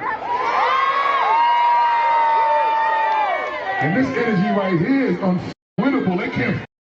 All right, he's still going on and on. I thought Shiny cut that clip off. That thing, Yeah, that ain't the only thing he got out of that concert. I'm pretty sure somebody came out of there with freaking COVID too. You telling everybody in a big ass crowd to F your mask and to take your mask off and your civil liberties. Well, guess what? I got a right not to catch COVID from you either. I understand where he was going and I get it. But at the same time, don't make irresponsible statements either, because masks do save lives. Yes, they do save lives, and it does slow down the transmission of COVID to others, especially our vulnerable population. Even if you're vaccinated, you know you can still catch COVID. That's no secret anymore. And I just think that, you know, as an artist, especially as big as his platform is, that was kind of sloppy and irresponsible for him to say, you know, the whole F the mask and can't nobody tell. I'm like, what was you in during COVID? Was you down Texas? Because that sounds like some Republican red state comment, you know. But be responsible. You know, if you are on that platform, be responsible. Yes, it's our right, it's our choice what we do with our bodies, but on some real don't make irresponsible comments that can cause people their lives. And you in a concert full of people and you telling them I need to see your face. I need to see your face. So of course, if Busta Rhymes tell you he need to see your face, what you gonna do? You gonna take, yeah, you know what? I want you to see my face. I'm gonna take my mask off. Irresponsible. Yeah. I mean, the reality. I mean, he's getting drugged on social media. I think Dave said next week, Buster's, he's going to be saying he got COVID.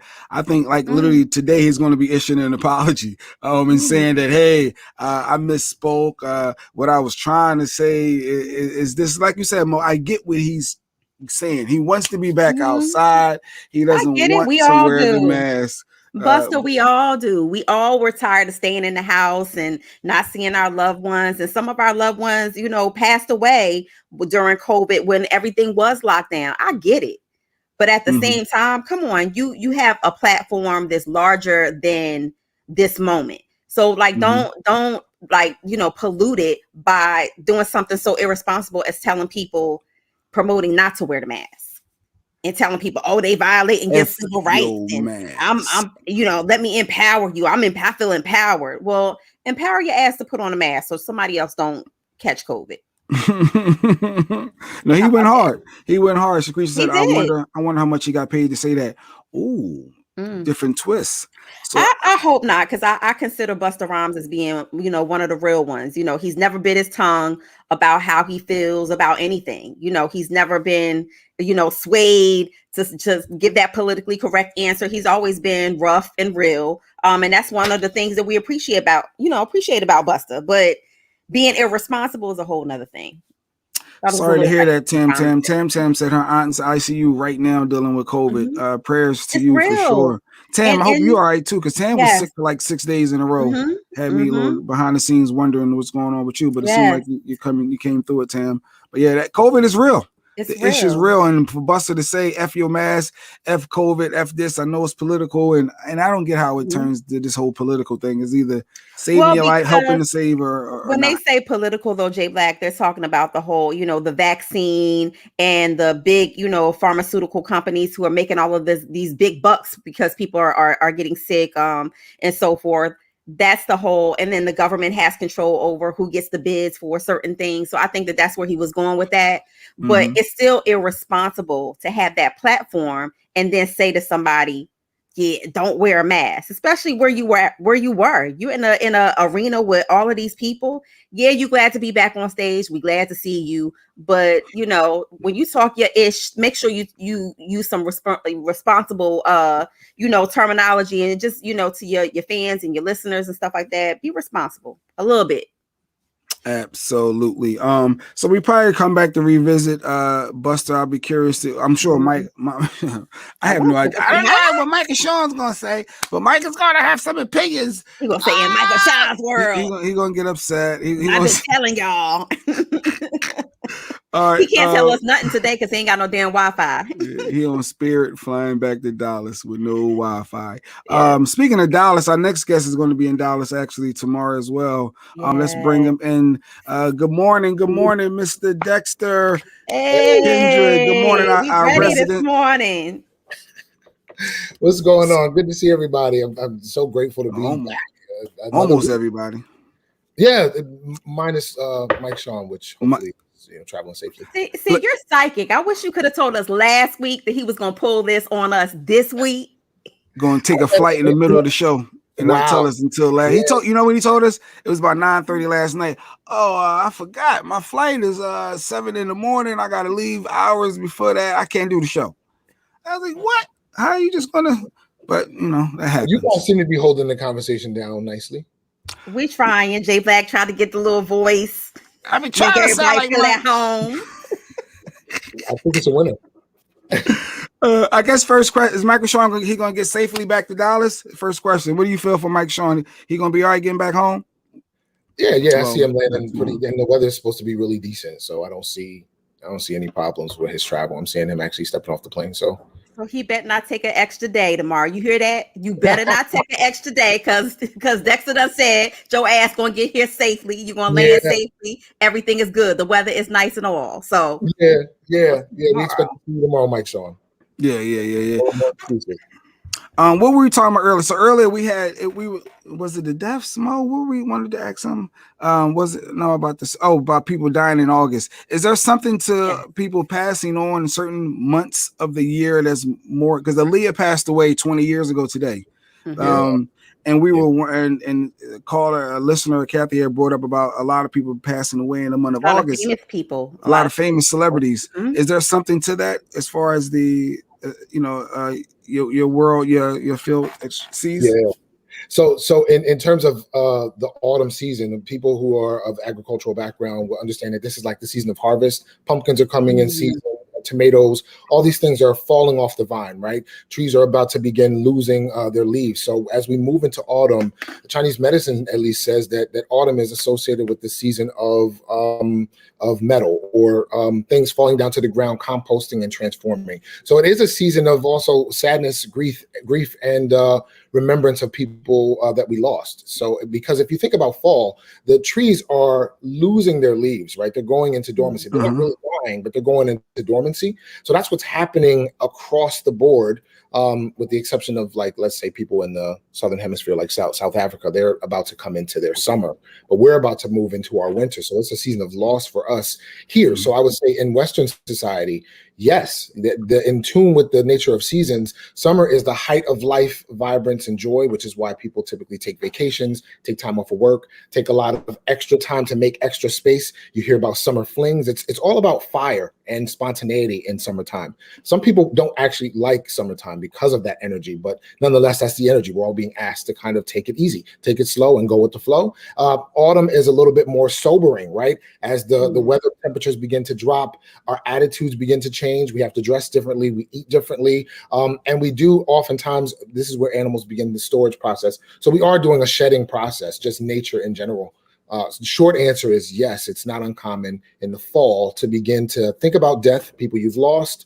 They also seem to come around more. Think about a lot of our harvest celebrations, including Halloween, where we do begin to kind of recognize that there is a continuum between and saying that, like, Aaliyah went on all streaming platforms, so that's kind of like her gift to us, even after death, that she continues to live on during this period of time. I thought that was very interesting that she's coming on all streaming platforms around an anniversary of her demise. Right. Let's get to some. Look, I got a couple questions or readings came through. Let's see. Shelly Wilson, January the 8th. Will she find a new job? What are you feeling for Shelly? What's going on, Shelly? Yeah, I think I was telling you that it looks like, I think last time we spoke, and this is Capricorn talking, you meaning you're a Capricorn. I think there's something else coming for you around April, but you have some kind of a falling out at your job. I think I saw that before, leading up to either quitting or being fired. There's some movement happening, but April seems to be another movement for you. So I think it's important for you to recognize you are on the tip of the iceberg with regard to your breaking point where you're at, and I think it's appropriate. And you've been biting your tongue. If you take a look at this 9 of Wands here, this is associated with Aries, which the life theme of Aries is recognizing how to set appropriate boundaries, but also when to pop off when necessary. And like I told you, it looks like you do kind of have a roundabout with a superior of yours. If you look at the ram, two male rams often fight for dominance, and that's something you've not been trying to do, but it looks like you end up having to pull like a clout card. Some dialogue. Shelly, don't get fired. Don't go popping off at your job. I don't see that. I hear superior. I hear popping off. Don't pop off at your job. Don't lose your job, girl. Yeah, you'll see closer to February. There's something that happens and it starts to it becomes a long-term, ongoing something, and then by April, I'm seeing you kind of your freedom. I'm seeing you having your freedom. All right, let's go. Shanique, May 6th. I guess jobs. I think she's interested in knowing her work status. What are you feeling for Shanique or May 6th? Do you see anything work related or anything outside of that? Yeah, actually, I do. There seems to be some dialogue around weekend working on the weekends, and I don't know if you're. It looks like you're not happiest about it, but it may benefit you in the long run. There seems to be some shift in your schedule as far as your work is concerned. Also, this number 2 of Wands showing up here says something's coming for you. You've been praying for either extra money or you've been talking about it to other people. It's important to understand that when we begin to send prayers up, the universe begins to move and shift things in our favor, but it doesn't always feel good. Right. So we end up getting what we've asked for. If we remember, we asked for it. Sometimes it's months, sometimes it's years in advance. But as we begin to speak these things into the universe, they do begin to show up. And then by the time they do show up, I had one guy tell me he graduated barber school and he couldn't find a job. And he called me and was like, oh, I'm about to kill myself. He's a buddy of mine. And so I'm saying that, prefacing that because of how I'm going to tell the story. I talk differently about clients than I do about friends. So he was saying, oh, he was about to kill himself, jump off a bridge, blah, blah, blah. So I pulled my car over because he called me while I was driving. And I told him there's something coming in January for you. Don't worry about it. This was December. So hold on, 4 weeks, right? He calls me back in March to tell me my reading was inaccurate. And I said, okay, well, let's pause. There's no way it's inaccurate because it didn't come from me. I just told you what I received. And he said, well, I did get a job, but it was only a temp position. And that's not what I meant when I said what I meant was a full-time job, et cetera, et cetera. I said, motherfucker, I don't make the rules, right? So you over here about to kill yourself, allegedly. Right. You're allegedly about to kill yourself over not having anything. Right. And the universe provided something for you so you could survive until March. And you was being now ungrateful. he's at a full-time job working for the government, but I just wasn't here for that. I wasn't here for that dialogue. And so anyway, long story short, when we ask the universe for something, we have to recognize without bias how it shows up. We have to acknowledge, and that's why it's good to make relationship agreements as a psychic. What is the smallest movement in your life that you will accept and recognize that it's actually spirit working in your favor? Because you have these dialogues of people coming back saying, oh, your reading was off, it was inaccurate, and that happens sometimes, and you have to pause and say, let's go over this time period. And every time, like clockwork, I've been waiting on spirit to fail me. Every time, like clockwork, we can identify where it showed up, but the person either denied it, walked past it. It wasn't what they were exactly looking for, so they threw it away. You get what I'm saying? It's important to understand how we often. Let me scoot around. It looked like Shelly said. Shelly said you were spot on.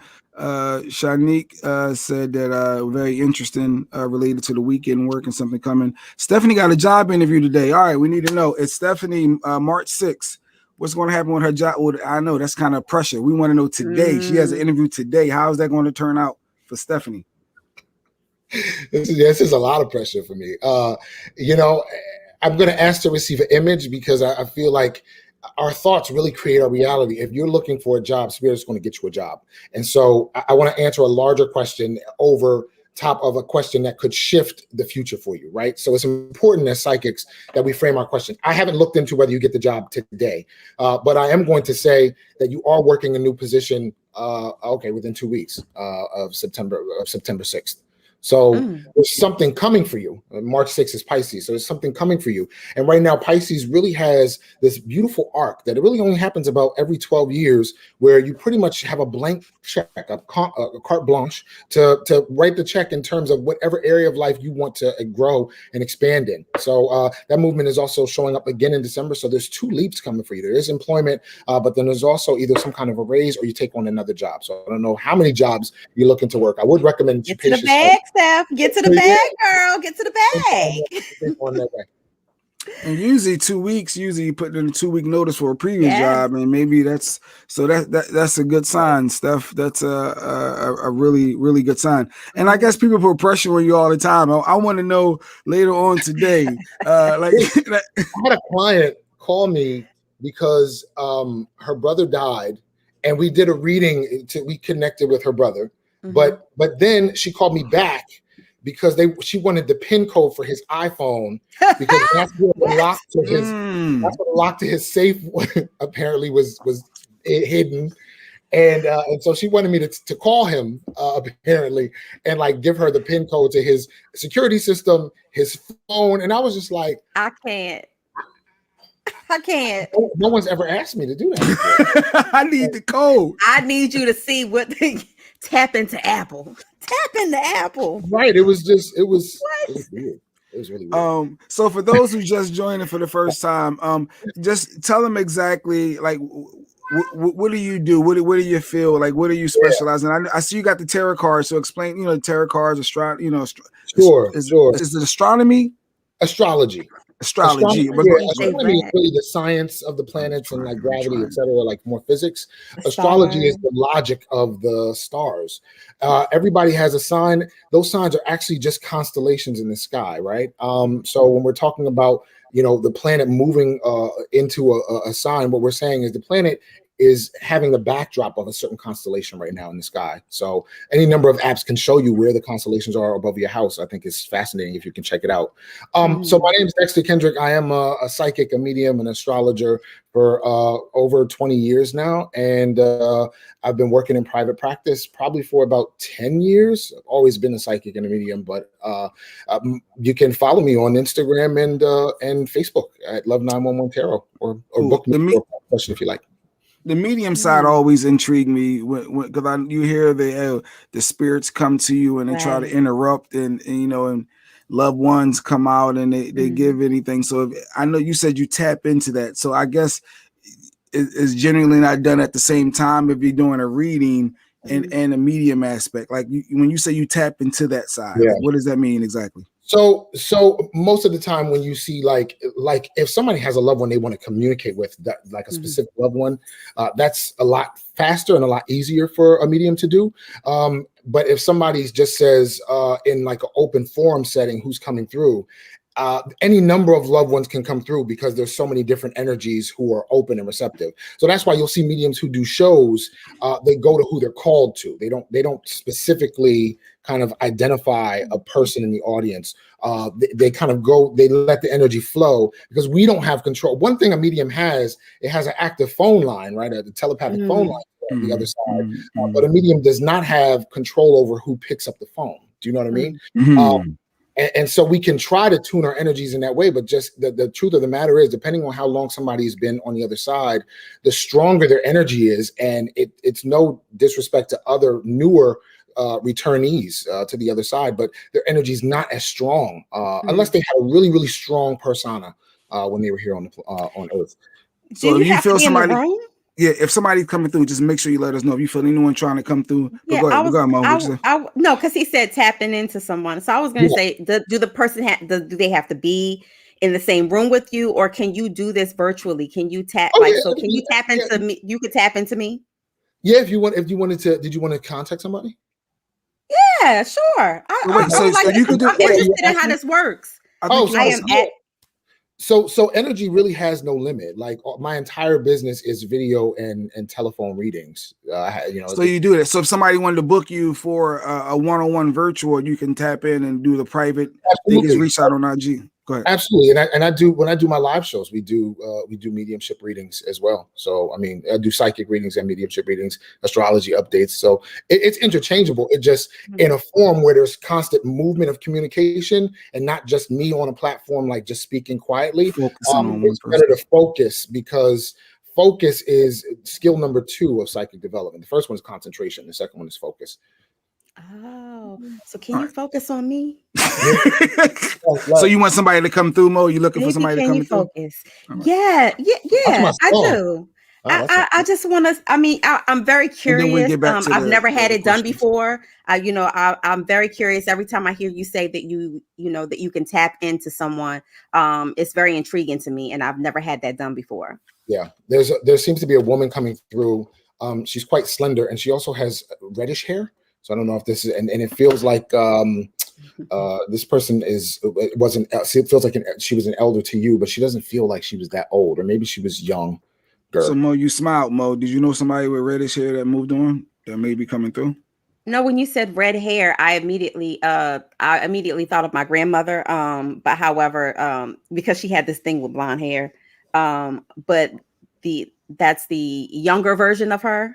Okay. Yeah, that's the only woman that I know like that's been significant in my life that I can think of red hair. That's enough. She seems like she's very kind of business-like. Was she in teaching, or was she in education, or did she have some kind of? Oh, wait a minute. I'm so sorry. You just no, so that's not the one that I was referring to when you said that. Yeah, so I do have someone who was slender, redhead, and she was in education. She passed away. Wow. Okay, Dexter. Wow. Yeah. All right. What role does she? Wow. Wow. Yeah. What role does she play in your life? She seems to be very kind of supportive. She seems like So I only used to get to see her during my summer months when I used to come up to visit my godparents and my my family. But she was always supportive, always kind, always just you can do it type of person. I Yes. believe in you type of person. You can get your grades up type of, you can be Yes. anything you want to be person. So Yes. she's very motivational. And that was just her nature. Yeah, and one of the things now she's it's important to understand that the afterlife is a life. And so when we cross over, we have skills that are directly related to the work we've been called to do here, which is why it's so important that even if your vocational work does not pay, you should still be doing something that speaks to your heart. So regardless of how you're getting your income for your bills, you should still be doing something that's close. You have to make space and room for that, because that's the real work that you were doing before you chose to incarnate here on the planet. And so she's still working with educators. Right now, she seems to be very focused on some things that she sees as like missing out of educational curriculums, especially with handwriting. I don't know if that was like a big deal for her, but she seems to be very meticulous in terms of things that she feels like is missing. She also is not too happy about cursive leaving, but she's saying there's a new language being developed. But she still wants you to keep speaking eloquently, and she still wants you to speak the way. Stop using them big words early in the morning on me. That's what I say. Cause she speaking eloquent. Oh, you too early for them big words Mo be using. But go ahead. So no, because I try not to cry. I try to be a whole G. I try not to cry throughout the year. But it's funny. It's just amazing that you're saying this to me. I have a essay writing workshops that I do for the seniors who are graduating to prepare them for college, that I've kind of integrated into my scholarship program. And every time I think of something that students need, I constantly, for some reason, draw from her. Yes. Again, not somebody who is in my life every day, but I just constantly draw from that. So it's just really amazing that is the person that you tapped into me with, because that was unexpected. That's who you're honestly calling. Unexpected. And and I said last week, I'll probably be a broken record every time I'm on here and kind of say the way that we communicate with our loved ones who crossed over is literally just by thinking about them. So it's important to understand that when we exfoliate these physical bodies, we become energy, and so we can be in more than one place at a time. The minute somebody thinks about us, we can, they call it, flash or project a part of ourselves right to that area here on Earth. It's not hard to do. Any harder than it is for one person to call somebody from this plastic device and hear everything they're saying right away, right? In fact, the energy of our loved ones moves faster than 5G. It moves faster than any of the wireless energies we'll ever come up with. Well, that is so far to the left of what I thought that I was going to hear, because when you said red hair, I was like, oh, my nanny had red hair, but that was like back in the day. She was a little round, she just recently passed away in February. And so, of course, immediately my mind focused on that. But when you said education, Miss Davis, she just popped up. It was just one of those things that I would have never thought that you would have read for me at all. Yeah. Isn't that interesting? And yet I hope that it confirms that when you think about her, she absolutely is showing up for you continuously. Absolutely. And now you know who it is too, Mo. So yeah, absolutely. So Afro Queen is asking about the children, because we always see kids stare off. Is that true that they're tapping in to spirits easily? Like, is that true? Yeah, so we drop into trance all the time. Think about the last time you were watching something or reading something and somebody was calling your name, you didn't hear them, right? So we're dropping into trance all the time, every day, several times a day. One such trance is, of course, sleep, but we drop into trance even when we're driving. We can sometimes, if you go the same route that you're supposed to be going to the gym, we're supposed to be going to work, and you kind of catch yourself and say, hey, I'm headed somewhere else. You were in a trance, right? So it's important to understand that there's levels of consciousness that we shift through all day long. The important thing to understand too about children is children don't have an ego when they're born. They don't have an ego because they've been sharing their mother's ego. So the only thing they have initially is the habits of eating and sleeping that their mom had, and digestion, etc. If she's not treating herself well, they become dependent on those toxic energies as well. And they have to learn over time how to shed her identity and create their own. So children who have less of an identity are closer to spirit, which is just energy. Does that make sense? So children are like a sponge. And because they're like a sponge, all of their gifts are raw and unfiltered, which is why parenting really is a mixture. It's a fine line between giving them structure and really letting them blossom, right? Not all plants want you to hover over them. If you hover over an aloe plant and you keep watering it, it's going to die. So you have to learn the movement of your child and how they are soaking up their environment. And you have to give them as little intervention as possible with regard to structuring where they're headed. Which is why this whole dialogue with regard to Boozy in the news is ridiculous to me. Nonetheless, you have to give them just enough structure to say, I'm going to love you however you blossom, right? I'm going to give you instructions according to that path, because it's not my path, it's your path. I have to, even if I don't understand your path, I have to give you instructions on how to be the best you can in your path. That's the legacy. He mentioned the word legacy, and I thought to myself, this man is an idiot. He has no idea what legacy really means. You're not responsible for your children's path. That's God. And God. You're responsible to nourish it, to recognize what they're good at and help them get where they're going. So on the medium side of things, let's get to a couple other. So Adrian, July 2nd, do you see anyone crossed over or coming through for her? Adrian, July 2nd.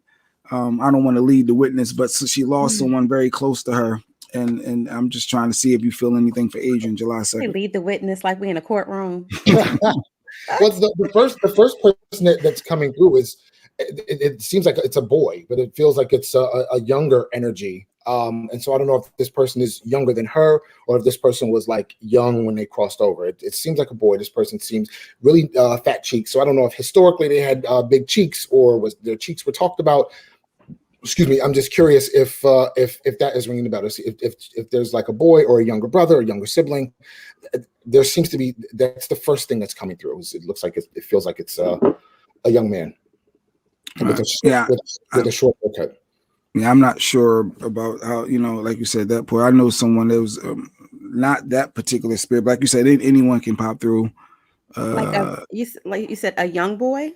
Yeah, it's yeah. It looks like they might have been a preteen to me. That's the energy that's coming off of this person, but I don't know. She said maybe my cousin. Can you say a little bit more about your cousin or give us a name? Hey, Shawnee, good to see you. Hey, what I miss? Well, Adrian had asked about a love. Did any spirits coming through for her? So maybe my Adrian might need a one-on-one. Yeah. So Eric, you just gave the name Eric. How old was he? I'm getting the age seems preteen. Because what you're saying is like you said a preteen, so you're not seeing an infant baby, you're seeing like a preteen, like so a younger. I'm seeing a male child, but it's important to understand that our children can oftentimes have had previous lifetimes. So the way this person is showing up to me might have been the energy of maturity. So when we contract to come here, even babies who are born and don't live to adulthood, that does not mean that that's their first lifetime here. That means that they had a curriculum that they came here to learn. I'm not seeing a response from Adrian. I'm not sure if you want me to. Let's see. He was in his 20s. I saw the number 2. That's why I was like, is this 12? This just seems to be younger. So meaning a younger person, perhaps younger than you, and that's why this person seems to be showing up. Got it. And I guess another one in that field before we do current readings. Shaquisa, she's our resident nurse practitioner on the show. So she's June 19th. Do you feel anyone? Do you feel anyone tapping through for her? June 19th, Shaquisa. So it's going to be important. Adrian, I think that the person I'm tuning into is the person you're thinking of, but there's larger explanations for that. So this is why mediumship readings really require a little bit of time. because just like you saw when I read for Mo, it took her a second to kind of tap into who was coming through. And sometimes a medium who is really communicating information from the other side needs a minute to reframe who we're talking about. And sometimes the client needs a moment to recognize why that person might be coming through and projecting the image that they're projecting. It may be an image that they identified with that was significant during the relationship with that other person. It may not necessarily be the age they were when they crossed over. So it's important for us to understand certain things about how mediumship works. So for Shaquise and anybody who might not be on camera, it might be better for them to ask about a specific person. And this is why I say specific people, because if we were waiting on Mo to respond to me after she thought it was her grandmom, and it actually was somebody else, and we had so much depth of information to get into, it would take so much longer for me to see that she had a recollection, and I would have been trying to figure out why I'm getting the wrong message, and it's never wrong. It's always correct. We just need to reframe it. Oh no, you were spot on. Spot on. So I like the one. I think the one on when it comes to medium as official. I'm making it official now. One-on-ones. You need to be on the camera. I think you guys need to see each other and then have that dialogue. It seems a little different. Or they can drop a name if there's somebody in particular that they want to communicate with. Drop me the name. That moves very quickly. Got it. So Mark, August the 3rd, he wants to know, should he stay in Dallas with his photography or move back to New Orleans? Mark, what are you feeling for Mark? August the 3rd, Leo. That's the Leo, right? Yeah. Yeah. So there seems to be a bit of a dry up. I don't know if it's with regard to business. I think I answered this question for him last week. Am I correct? Did I answer this last week? Mark did ask about whether he should stay in photography. Or what's going to happen with that? There's a movement happening for you that's been happening. You've probably been feeling it since May. Whenever the sun is in Taurus, it's always going to be a challenge to the direction you're trying to head in. But that challenge indicates whether or not there needs to be a shift in direction or whether you need to reframe. This Ace of Pentacles here is saying that it's not going to benefit you to move because moving is not what you need. It's not, meaning if you move, you're still going to have the same problem. That's the biggest thing. I think right now you're also thinking that you might have a bigger network in New Orleans, etc. But that network still can't get you where you're trying to go because there's a movement that needs to happen. There's a realization that seems to be coming your way. You'll see it closer toward October. There's a realization that comes your way about how to present yourself and what kind of markets you're targeting. Also, too, I'm seeing a lot more movement toward, as I see this Queen of Wands here, I'm seeing a lot more movement toward, what's the word I want to say, promoting yourself. So promotion seems to be something that is lacking in your arena, and you can always delegate or hire somebody to do that for you. Also don't seem to like to blow your own horn, but if you don't blow your own horn, who's going to do it for you? Who's going to do it for you? Promote yourself. Also, this Two of Wands too is saying that you seem to be wibbly wobbly on how much you should be charging. So if you're really following your passion, this is one of the things we have to identify, especially astrologically. And there's an area in the horoscope associated with your calling, which is from God, which makes sure that you're always going to get what you need spiritually, which may not include a coin. And then there's the way that we pay our bills, which is employment. That's another area of the horoscope. That's the 6th house that's associated with Virgo. That's what we do to pay our bills. We may like it. We may not like it. We might have to get into a headspace to get through it, but that may not necessarily be what is our passion. Our passion is located somewhere else in our horoscope. It's what we end up being known for. It becomes a part of our legacy. And usually, depending on what sign is on the cusp of that house, like for you, money is involved. So you don't have to keep wishy-washying around money. I do think you've been undercharging, though, to be honest. And you seem to be unsure about how much is fair. Whoa. Hey. We got Mark coming up for a couple gigs. Hold up. Mark, don't change the prices on us. Undercharging. Mark is good. We're good with Mark. Yes. All right. So Jacqueline, around money for sure. Jacqueline, I'm sorry, it's so many. I know I skipped a lot of y'all. I'm trying to get as many. June 24th, Jacqueline, Cancer. Should she sell her business? I guess that's a direct question. Should Jacqueline? I love it. Thank you so much for being direct. Give me a second. So as far as your business is concerned, 2 seconds. No, I don't necessarily think you should sell your business. This Capricorn dialogue is the dialogue around I use. I do think it might be helpful for you to consider either partnering with somebody. There seems to be some where you kind of there seems to be an expansion happening as far as your business is concerned. It looks like it's something that you want to let go of because for whatever reason you're looking to move into other projects. These cards might be a little harder to see, but it looks like you might be interested in looking into other projects. But there seems to be somebody coming on board. As far as you're concerned, next year. So lots of movements happening next year from what I've seen. This is between April and May. This Knight of Swords here is saying really to kind of hold on and just kind of see if there's a bit of a reframe that can like revitalize your business, or it feels like it might be on pause. There seems to be some kind of a pause that you've taken. But I don't necessarily know that selling your business is beneficial because it looks like you're not interested in working harder. You want to work smarter. So I think that this is something you can turn into an investment by either staying a part of it in some way or delegating to somebody. That's all right, Jacqueline. All right, thanks for getting. Shawn, you got a question while I sift through and see the next person? We had a question on me because I said something about money. Is money the bags? When will the money bags come? What's your birthday? You need your birthday, Shawnee. 11/9. Yeah, Scorpio. So all right. So you're interested in money, right? So let's talk about how money. Absolutely. Let's talk about how money is sitting over top of you. Give me a second. I like that. Money sitting over top of you. Yeah. Well, we all have. When people ask about things, it's because they have these energies that are already moving, and they're just curious if what they're asking about, praying about, the direction they're headed in, is it the direction I think I'm headed in, right? Nobody likes to be investing their energy and then finding out they're moving in the wrong direction. It feels like a waste of time. But honestly, Spirit actually can use frustration and diversions to take you to your endpoint. So A plus B does not always take you to Z. Sometimes it's A, H, F, and then Z, you know what I mean? So sometimes sometimes it's just A and then boom to Z. Ask anybody like Eminem and other people who kind of were in the right place at the right time, or Nicki Minaj, tape fell into the hands of Lil Wayne, etc. So what I'm seeing here for you, as far as there seems to be like some kind of a side hustle or vocational project that is over top of you that seems to be very important. I don't know if this is a dialogue with regard to talking, speaking, or counseling. Are you moving in the direction of some kind of public speaking? Yeah. Yeah, seeing that. But the important thing to understand is that's something that God is writing your career path in that direction. And so it's important to understand in that way that it may not always make sense.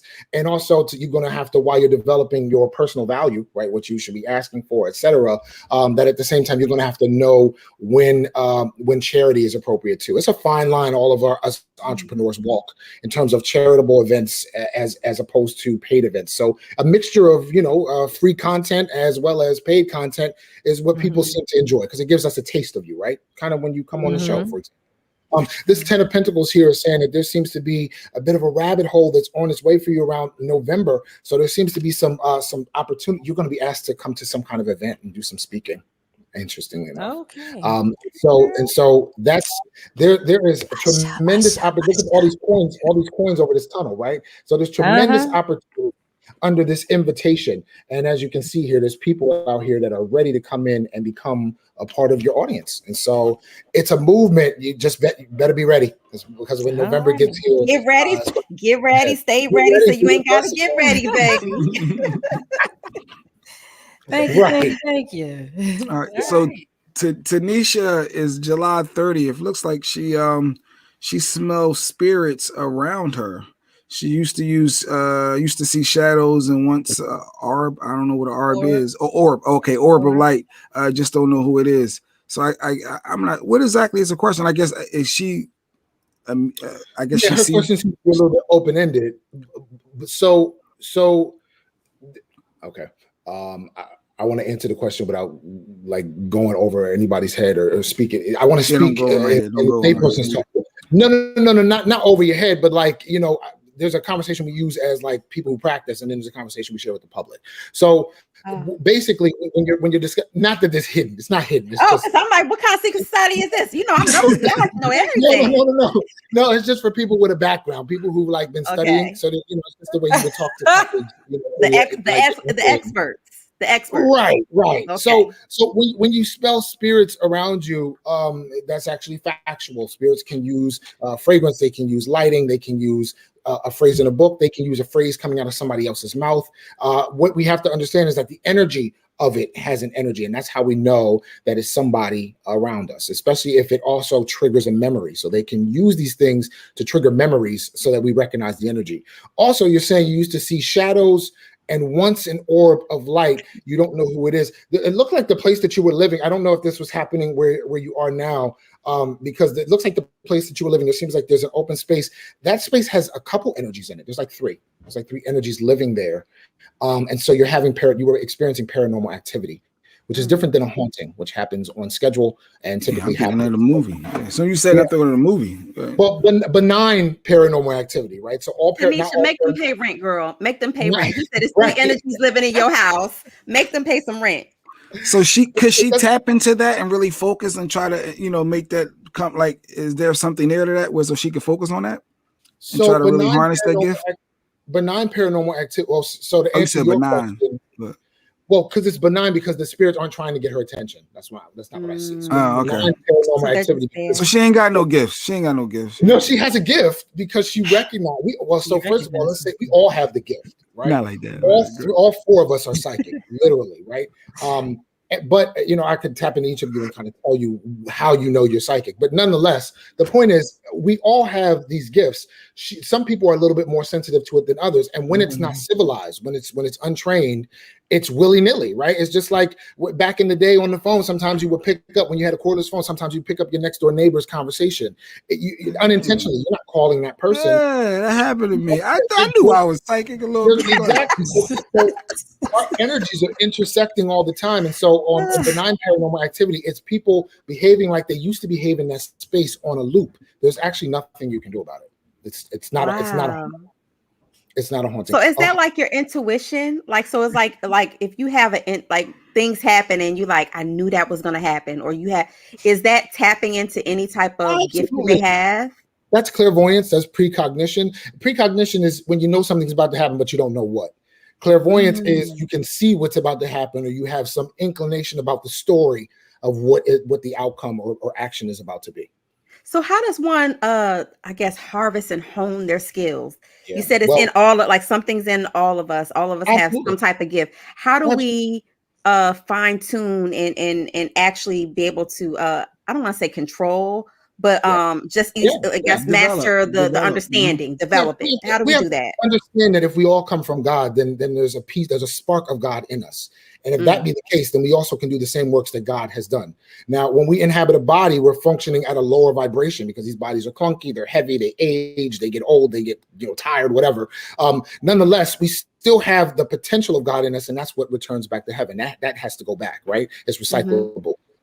The point I'm making here is one of the first keys, as I said before, of psychic development is the imagination. And also, I'm going to be starting a weekly skill develop class. So if anybody's interested, that'll be in October. I'll let you guys know a little bit about it as we move forward. It'll be just a weekly class on different skills. But one of the first skills is everybody has to have an imagination, right? You have to have a dream before you can have a dream come true. That is the primary gift of psychic development. If you are able to visualize something, yourself doing something, occupying a space, a job, a relationship, a marriage, whatever, you have to have seen it before you occupy it. So you can think about things you thought of before you were an adult and see that many of them have perhaps shown up, maybe differently than you visioned them, but you reached a goal. Right? Whenever you reach the goal, you use your psychic ability. So it's important also to understand that one of the keys, one of the first skills that I teach when I'm teaching psychic development is concentration. So right now, if everybody could, we'll do a little skill building, right? Right now, if everybody could envision a candle. Envision a candle. Okay. We have to close our eyes. Wait. Is it lit? Is the candle lit? Well, give me a second. So, my wife always jump too fast. Just follow. All right, yeah, I go. All right. I'm envisioning the candle. All right, good. The psychic development is subtle, and so what we're doing is we're thinking less with we have to get our intellectual mind out of the way. Some people close their eyes, some people don't. So envision a candle, and then closing my eyes. To yourself, begin to see the candle. Begin to see its color. You got a color? Just nod your head if you got a color. Got a color? Begin to see what shape it is. Yeah. See the shape? Begin to see the wick at the top of the candle. Does everybody see the wick? Nod your head when you got it. Perfect. Now begin to let me know, is it lit? You can just nod. You don't have to tell us. Just when you see that it's either lit or not lit, let me know. No? All right, perfect. If it's not lit, go ahead and light it and nod your head when it's lit. Now we're acting upon an energy. We're creating a vision and we're beginning to act upon it, which is typical of what psychics do when you ask them a question and then you ask them to clarify. So you're going further, right? So then how tall or short it is, just pay attention to the height of the candle. You got the height of the candle? Perfect. And so typically, we'll end it right here, but typically the first goal is concentration. And once you can hold a vision of the candle for 5 minutes, then you're ready to move on to the next lesson. Oh, well, I didn't. It kept going black. Mine kept muscles. So your muscles are a little bit weak right now. So what's the difference between somebody who has that imagination where they can easily paint that what you're asking them to paint? Like I can visually see it in my head very easily. It didn't go away. Ready to accelerate to other higher lessons.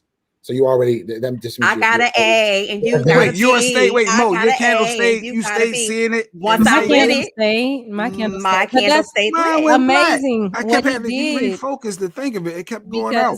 When I do speak, that is something I call it mind traveling. I tell everybody, I'm gonna take you back, and I'm gonna take you to where you want to go, and we go through this exercise. But I never thought of it as that, to get the point of what it is. And once they do it, they're like, oh, that's exactly. That's what that and is. mine wasn't lit. It wasn't lit. Then it would both go black. I kept had to refocus to try to get my image back. Forget y'all. I did promise Action that I was gonna come back. He said I kept skipping him. 10. His name is Paul. October the 10th. He wants his financial future in the next few months. Paul already rich. Yeah, he got rich white people problems. I always say. Give me a moment. Don't lead the witness. Paul, but there does seem to be some kind of a deal coming forward in February, but for whatever reason, it looks like there seems to be still in like proposal mode, and you seem to keep hitting a couple different roadblocks. One of them seems to be some negative self-talk, but there seems to be some kind of a deal or agreement that you're coming to that seems to be financially beneficial around February. Also, 1010 is Libra, so that means February, around this time of the year. Between now and 2022, you are working on trying to do more of what you're passionate about. This number 5 of Wands here is 2 showing up too. It's like saying like there seems to be some kind of movement where you're having to work with other people and wanting to avoid conflict or having a kind of fight for your rights. So I feel like you might need an advocate on your side as you move forward, because there seems to be like some kind of a larger movement that you have been having coming forward. So you might want to have somebody proofread your paperwork or your contracts. Diamond. Her name is Diamond. February the 2nd. See, that's not a specific question. What will my future? I know you like certain areas, right? Well, I find that on show I prefer them. I mean, I can turn over an oracle card for her and kind of talk about a theme.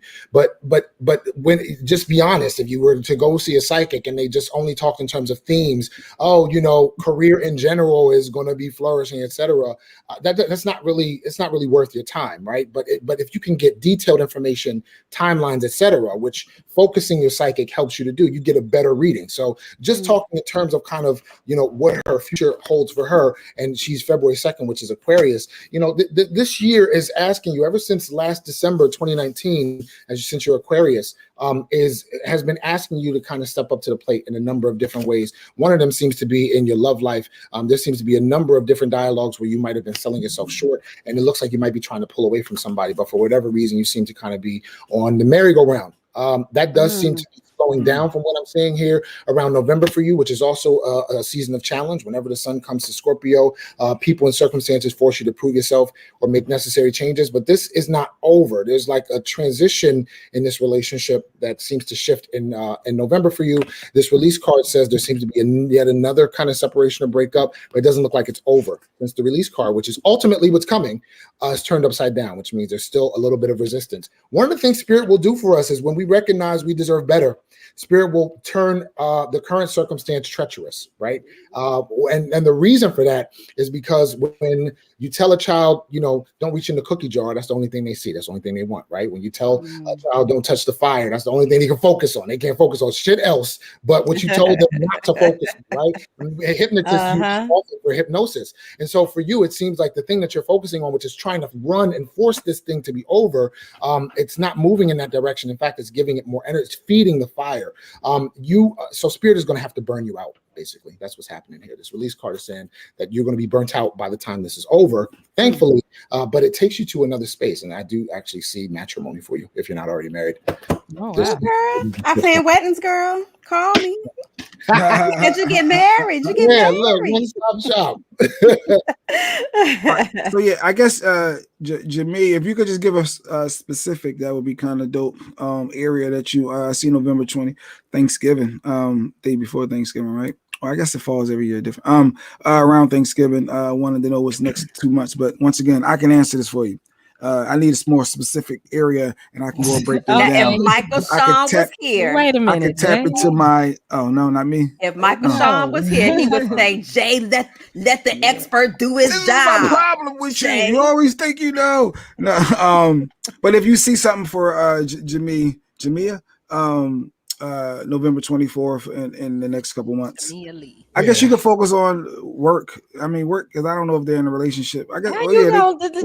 Jay, just let it be. Let it be what she got on there. She ain't tapping even into y'all. you. Mike's not even here right now. Even y'all going to go. You ain't supposed to tap into nobody. Yeah, let Dexter. My candle was lit for a little bit. Now I saw the candle. It was lit. It just went out. That shit was flickering and it went out.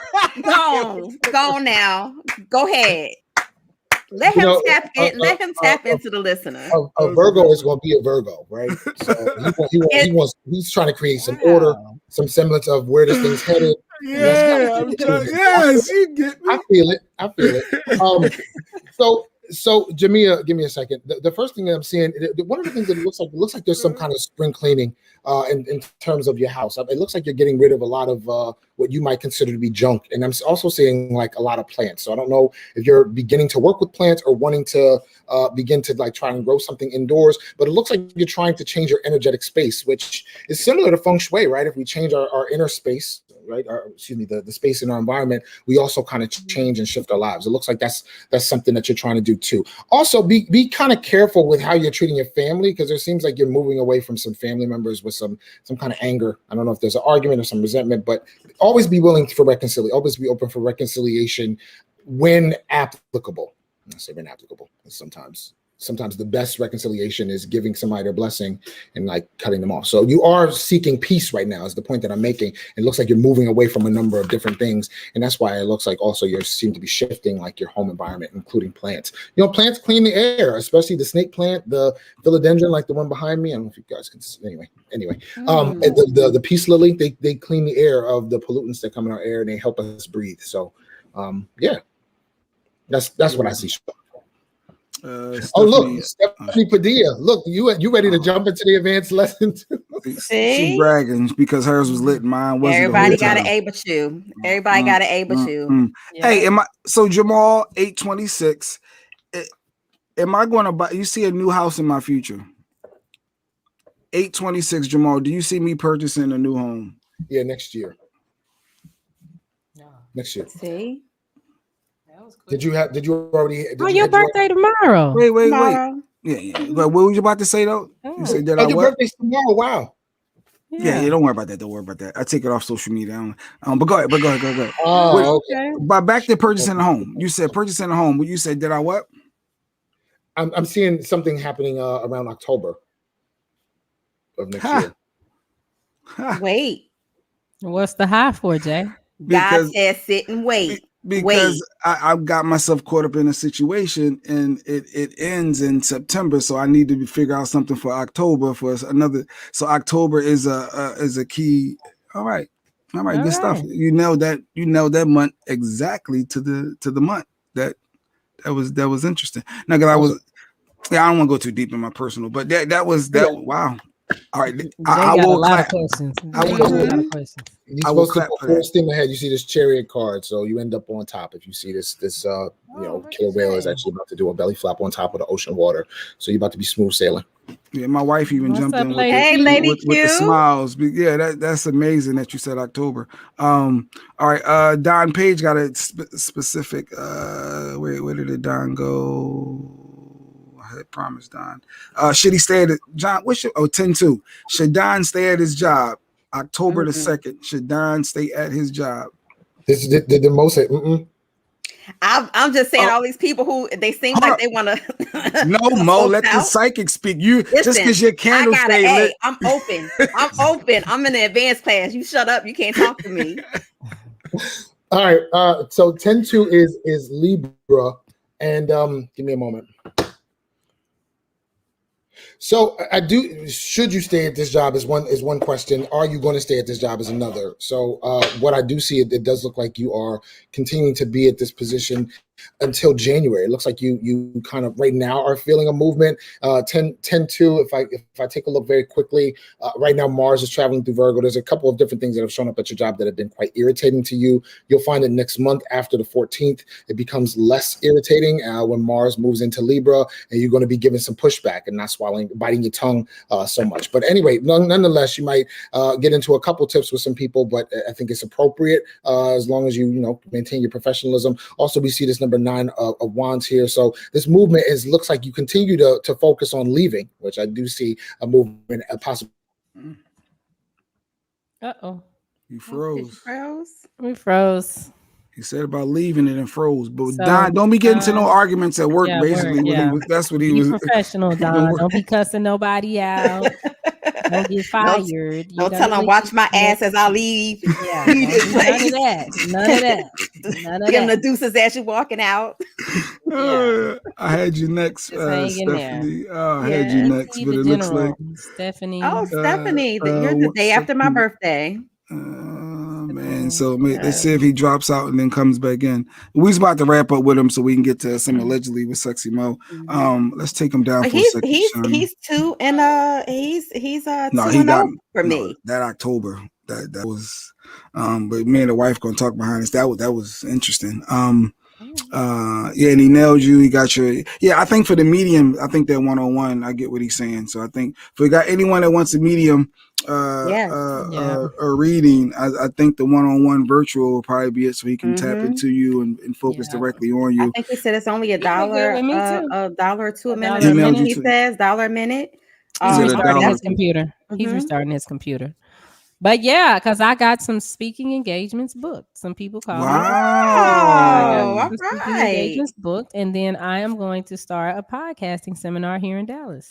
And you ain't tell us. See, the psychic had to tell us, Mo. Because why we have to learn from the psychic, Shawnee? Because why you ain't tell us? I haven't gotten everything together yet. I mean, I'm putting it all together, but I'm gonna. Well, the psychic said it's gonna work. I'm gonna just say congrats right now. Yeah, say congrats right now. Speaking into existence, he said it. Congratulations on the house, because you know that house you sent me.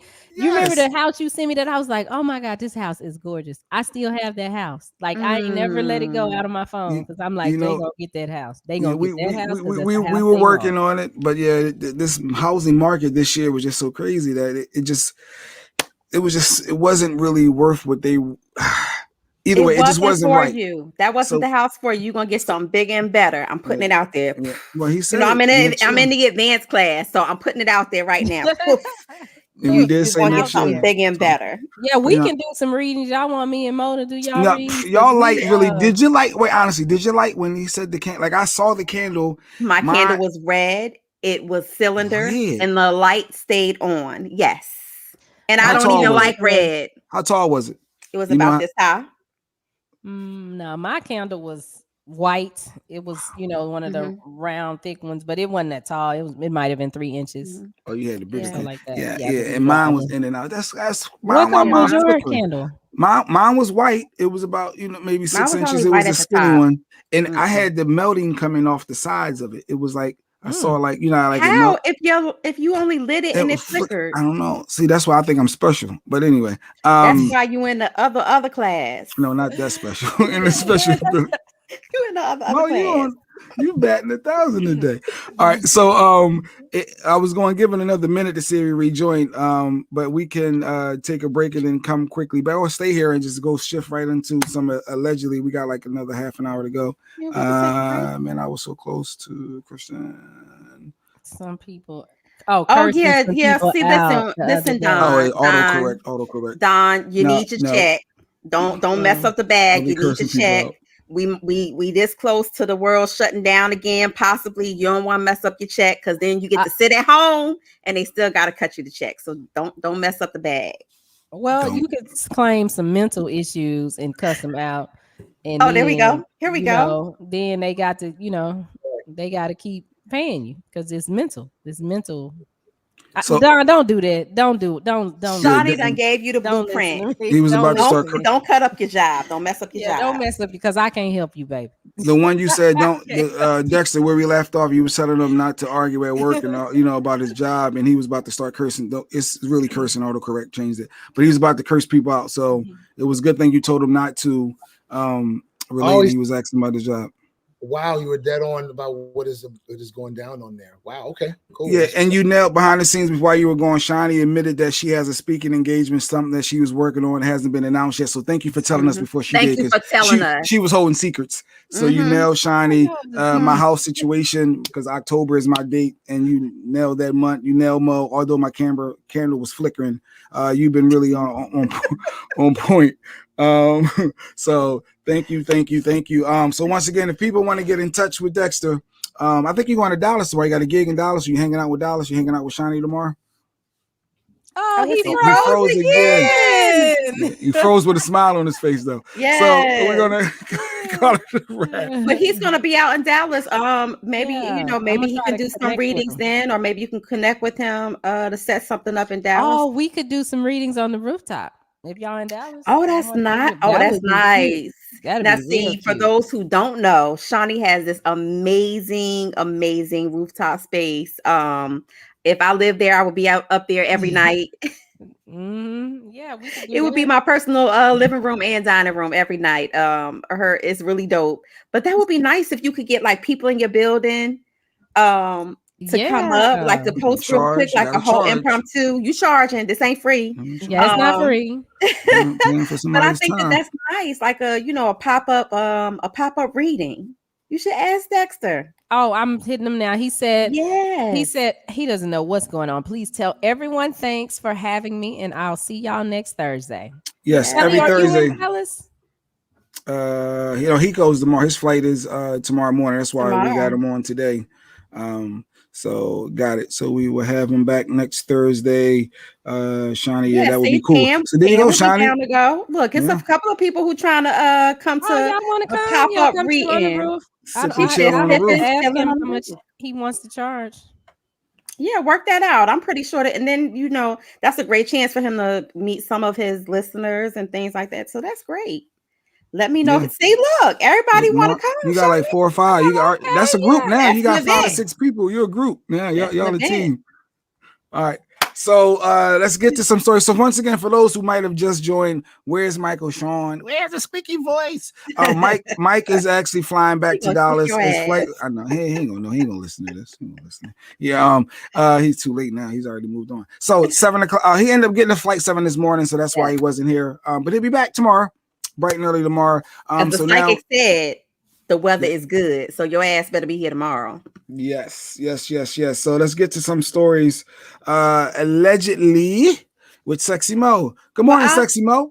Good morning. Good morning again. See, y'all don't know I'm really not a morning person. my inner self don't be like my outer self.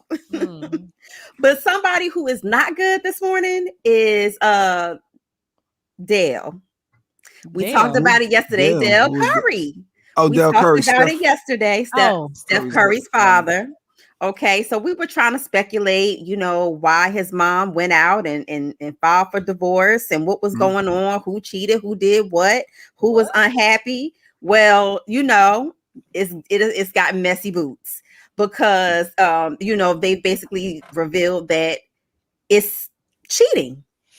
Oh, it was. We were speculating, assuming. Wait a minute, who was cheating on who though? So, of course, you know, Sonya Curry is the one who filed the divorce petition, right? And she said that he cheated on her with different women throughout the course of their marriage. Now, he counterblocked that with, well, she's cheated too. Hey, all it takes is one time. So if I cheated in the 80s, the 90s, and all this now, and then you want to divorce, but you did it at least once too. But go ahead. So first of all, I don't think that there's any equal footing in if you've smashed 50 chicks and then on the 50th one, she like, you know what, I'm tired. I'm gonna go get me some too. And I'm not saying that's what happened here, but I'm just saying I think that there's a little level of justification, just a little grain of salt justification if she did.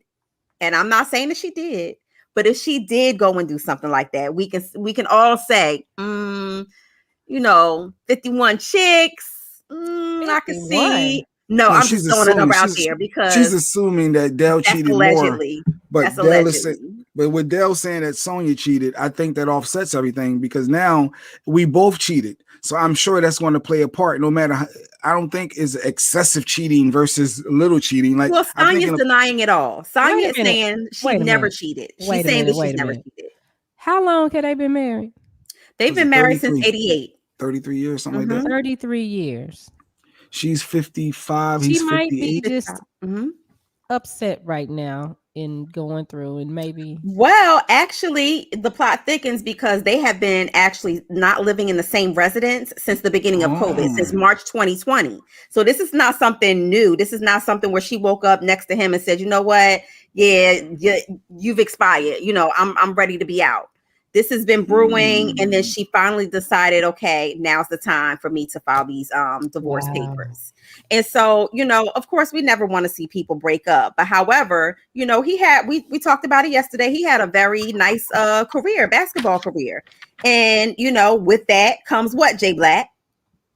It's not automatic, but go ahead. What? Fame comes groupies, being a star, and you know they throwing more than basketballs on the court. So I'm just gonna leave that there. So she filed for a divorce. Marital misconduct and acts of illicit sexual misconduct is what she is citing as the reason why she's wanting a divorce from Dale. So if he says she cheated, I'm sure he has some type of proof as well. He probably ain't got no proof. I mean, it doesn't mean that he has proof. He could just be saying anything. He's actually saying that she lives with someone right now. And she's like, I don't live with anybody. I live alone. And actually, the reason why I live alone is because Dale refuses to let me live in our home. Woo! So there's layers on layers on top of layers. So of course, if he accuses her of cheating, you know, Jay Black, it makes it more difficult for her to get alimony. For both, I swear, if both cheated, that's going to do that because I don't know who's the main breadwinner. If it's his NBA retirement money, I don't know what she does for a living. But I think when it comes to the alimony on both sides, the reality is if you both cheated and both has proof or allegations of something there, it's not going to matter who did it more than the other, in my opinion. He's not denying that he cheated. He's just adding that she cheated too. So, you know, therein lies, you know, the culpability. You're actually agreeing and saying, you know, right, you cheated too. All right, here I go with my Michael Shawn voice. I told y'all, I told you before, whatever you come into the marriage with, and that's what you leave with. You don't get nothing more. If you came in with $20, you leave with $20. But no, that goes back what Mike was saying. If you're married, you got to leave in what you came in with. That was actually Mike's law. That was on May 14th. He put that law in. So, it's a real law. Well, lucky for Sonya, she doesn't live in Michael Shawn's land, and so I'm pretty sure she's going to be seeking some level of alimony, especially since he has pretty much alienated her from the house that they shared since March of 2020. And if she has proof of that, that can hold up very well going up against him in court as well. Yeah, so, and 33 years, real quick. So why would she stay there? I mean, if he cheated, you wanted to work through all of them. Why now? Like, I guess because she got that new young boo, maybe at her other spot. Because I'm thinking, so allegedly, really, Jay? allegedly. Really, Jay? So let's talk about forgiveness, Jay Black, right? You know, sometimes we gotta forgive other people so that we could be well with ourselves and continue to go, right? And to continue to glow up, right? So she may genuinely have, you know, loved him through the years and hope that his whole phase was going to be short-lived, or it was going to end with the damn NBA. And then when she saw that his whole phase was still popping well after retirement, maybe she just said, you know what, this is it. Enough is enough. Nobody can tell you when enough is enough except for yourself, right? So maybe this was her breaking point. And she said, you know what, you ain't let me live in a house. You done slept around throughout our marriage. That's the real issue. Why would they since COVID live in separate places? Long distance relationships really struggle. Since March of 2020, she is citing that he is not allowing her to live in the home that they were sharing before. I mean, because she allegedly cheated, or maybe that's what he's going at. So I'm sure we're going to find out more as the messiness unfolds, and I'm pretty sure that Stephen Curry is at home cringing like, mama, I just got $215 million contract. Like, just gone, like, leave him. I got you. So we'll see how this unfolds. That's all I have to say. I guess more to come. More to come on that. Of course, I talked about R. Kelly yesterday. I told you his trial has begun. We're 2 weeks in, and more stuff as they put more people on the stands. More stuff is coming out. The craziness. Of course, we've all seen the documentary Surviving R. Kelly. And so one of the witnesses just testified yesterday that he forced her to smear feces. Girl, stop. On her face as a punishment. No.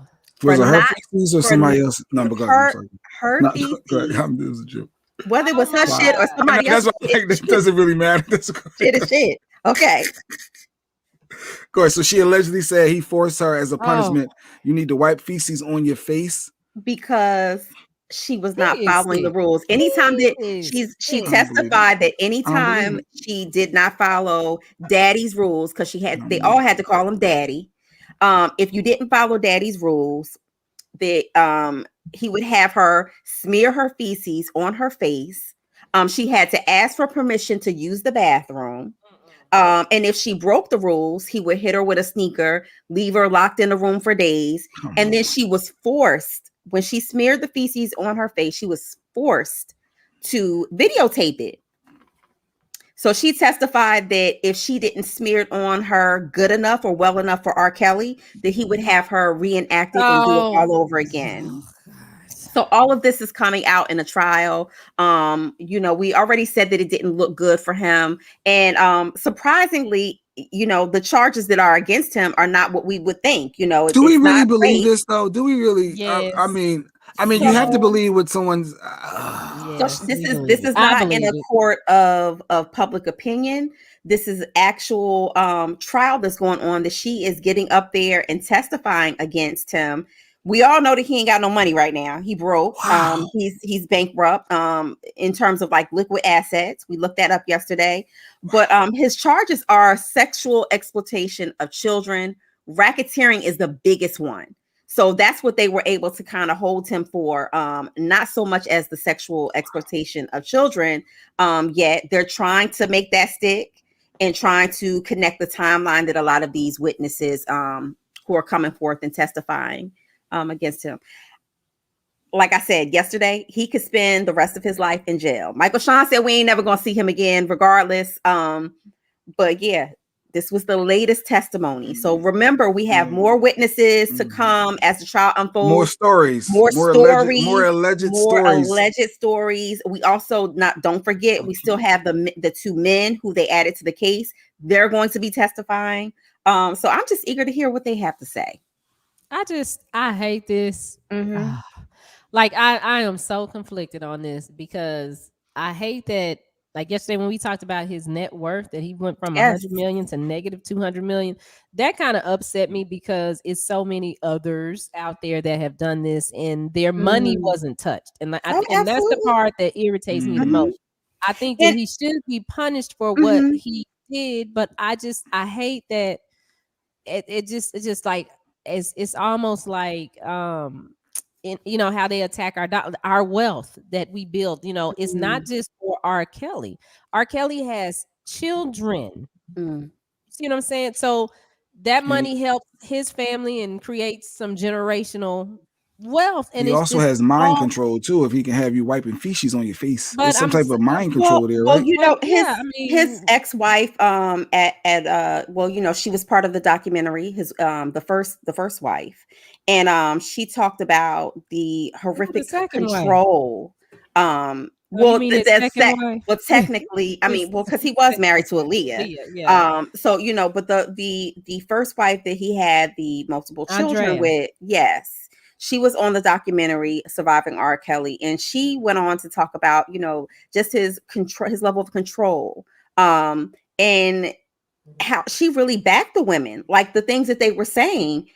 She said, because she endured a lot of the, being locked in rooms and being locked in inside her own home, and so I don't know if they're going to introduce that into the trial or if they're going to even call her as a witness, to try to make these things stick and to try to show the consistent pattern that he's had throughout the years with this. But they're going hard on R. Kelly. They are, and to your point, Shawnee, I do think that they are going harder on him than they have with people in the industry that have done the same or worse to people who are not of color. Right. And so, and Kelly J saying, I guess we don't have to say alleged. It basically, if you're under oath, even if we agree or disagree, believe or not, but hey, it's not alleged because she said it in court order. Is that Kelly? I still say alleged because R. Kelly broke right now, and I don't want him coming to sue my ass for my little bit of coins that I got in the bank. So I'm saying alleged, even though it's part of you're right, it's part of open court documents, and of course you can get the transcripts and read them verbatim yourself, but this case is going to move on, and I'm just I want to see how it pans out. Is the prosecutor going to be able to do their job and accomplish making these charges stick? Is the judge going to say midway, we're going to throw out this charge and that charge and just keep this one? Who knows? I don't want to say nothing because you got to believe when someone says something happened to them. It's just hard for me to fathom because I'm not in that situation. So, but that's horrible. That's just and I think it's hard for a lot of because he still has fans. He still has a following. He still has fans that say, hey, these women, they lying. They just want to take down a good black man. R. Kelly had a rough childhood and he made it. He helped out a lot of people, out here. Their careers and things like that. We can't separate, which is hard a lot of times for us to separate our heroes and our artists from just the man or just the person. Because what do we do when we first think about R. Kelly? He's a musical genius. We can't deny that.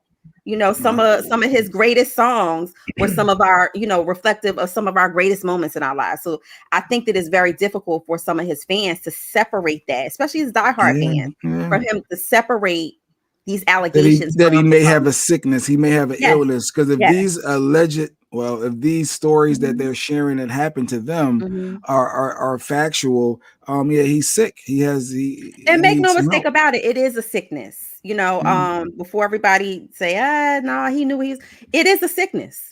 And then maybe a sickness on the other half too, because there ain't that much money in the world, right? For you, Mo, or Shawnee. I don't know if money and fame and is it worth? I don't know, to be in an abusive relationship to that degree and degrading. There are people out here in abusive relationships with no money, with a broke dude. Right. I don't think that's what it was. That's not what it's about. It's about power. It's about control. It's about breaking down somebody's spirit. And basically at that moment where they're at their weakest point, you enforce and you inflict all of your control over them. And yes, I mean, it's a powerful thing to have control over one's mind. It's a powerful thing. Cool. Yeah. So I'll tell you what else is powerful. Kanye. He's always in the news, J Black. Kanye, of course he broke up with his, rebound. I call her a rebound from Kim. Anything that comes in this next year is a rebound. I don't think it's going to stick. They broke up. But he's actually recreating his childhood home for the Dondra listening party, right? And in the midst of all of that, he decided to change his name legally.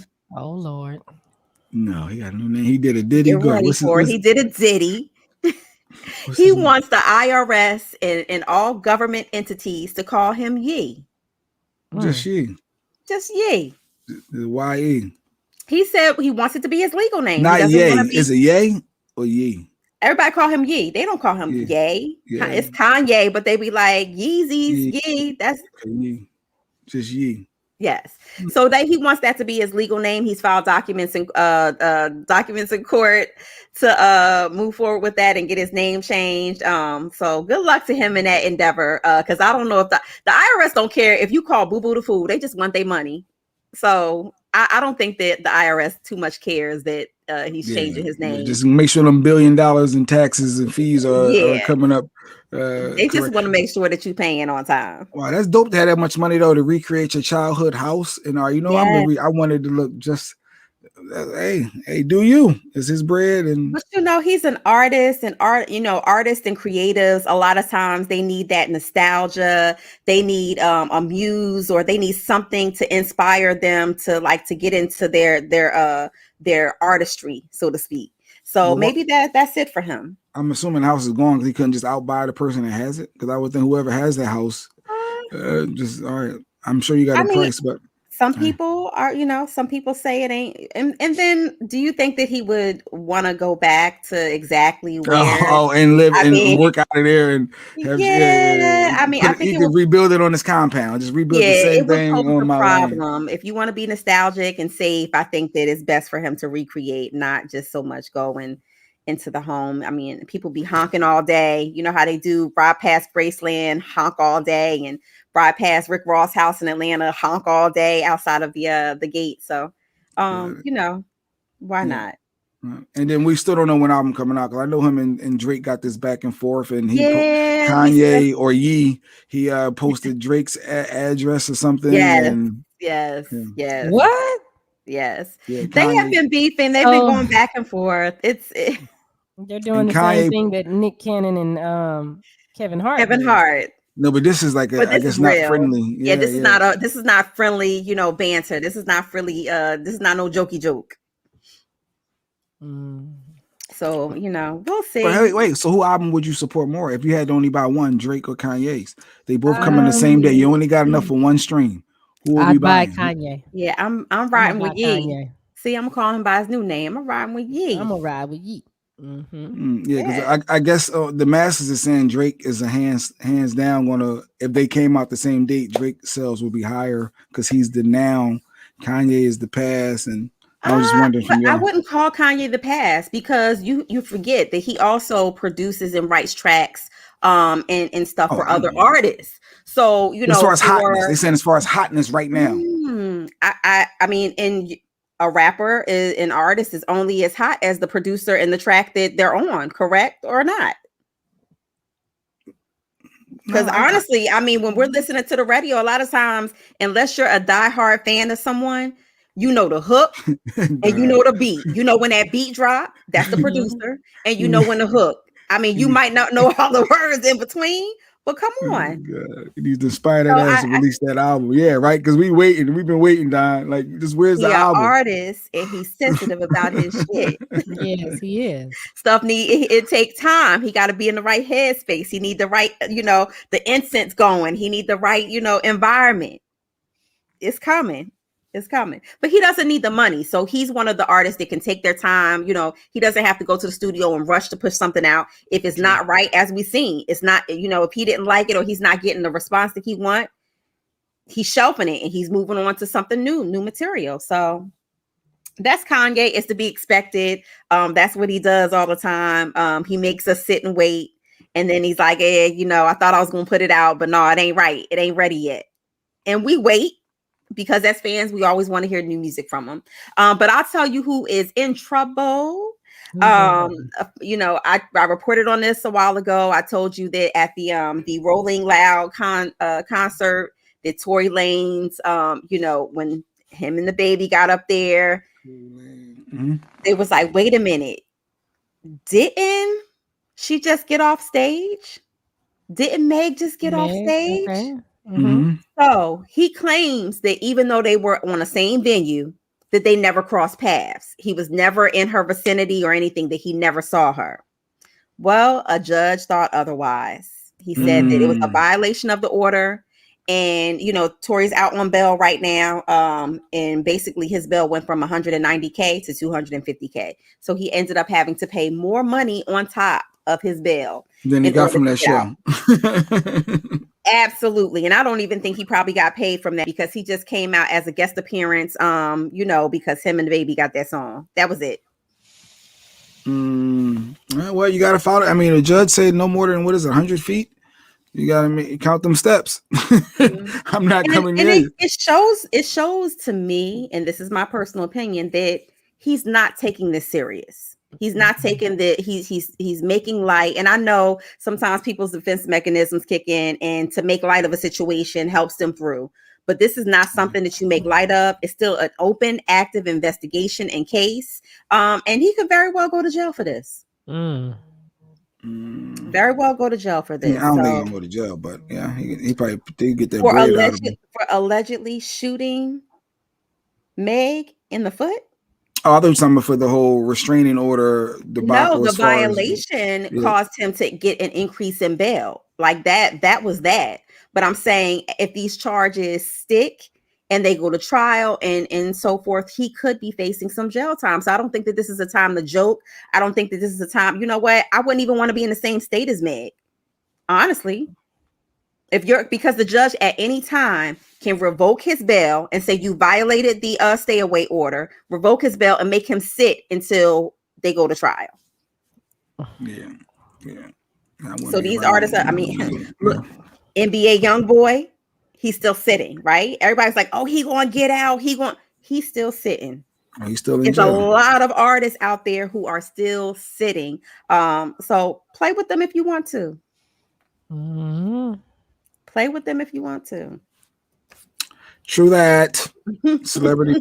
She said celebrity privilege. Kathy said he'd still be in jail if it was Joe Blow from the hood. Because Joe Blow from the hood ain't got that 200,000. They ain't got that type of bread. That bail money. They ain't got 10%. They ain't even got 2%. And ain't nobody putting up houses no more. And in some states you can't even do that. You can't even put up your house for collateral anymore for bail. So cool. You know. One more story, Mo. As Michael said, one more story for those who love Sweetie and Quavo. Sweetie. Oh my God. Yes. Now, you know, they had this big public messy separation and breakup. I think he repossessed the what was it, a Rolls or a Bentley that he had brought her. Yeah, and so low key, folks in their camp are saying that, you know, they never left out of touch. They still kept in touch with each other. It was kind of amicable during that time. And so I hear that they're not officially a couple, but they are together. They Chloe and so what's the name? They are. And so, you know, he allegedly is paying for that condo in New York that we back, baby. We back. But there's no take backs on the condo because the condo is in Sweetie's name. So I hear that he's cutting the check, but the property isn't, you know, it's under her name and her agreement. So shout out to her. She learned her lesson better than I hope the city girls learn their lesson. See, but now everybody gonna be like, everybody that Sweetie talk trash about Quavo on and all that, they like what? And now you got everybody kicked up not liking them, and now you back with them. You know what they say. You know, when they get back to each other and it's a nasty public breakup, and they get back, they always say, "Well, mind your business. This our business."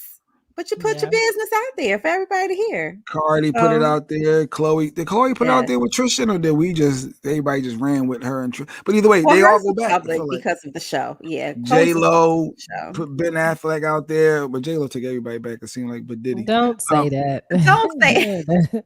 Oh, what I say? But the take back Sweetie, that's good for Sweetie, and she got smart this time. You can't take the house back because it's in my name. So next time you buy me anything, can't take the condo. Can't take the condo. She learned from her lessons, and they're not a couple. They just They're friends. just together. They're just Okay. kicking it right Yeah, now. Kicking it. With Good girl. benefits, what they say. Yeah, okay. Good girl. Sounds good. Sounds good. Is that And it? that's Are we it. done? That We're is done. it.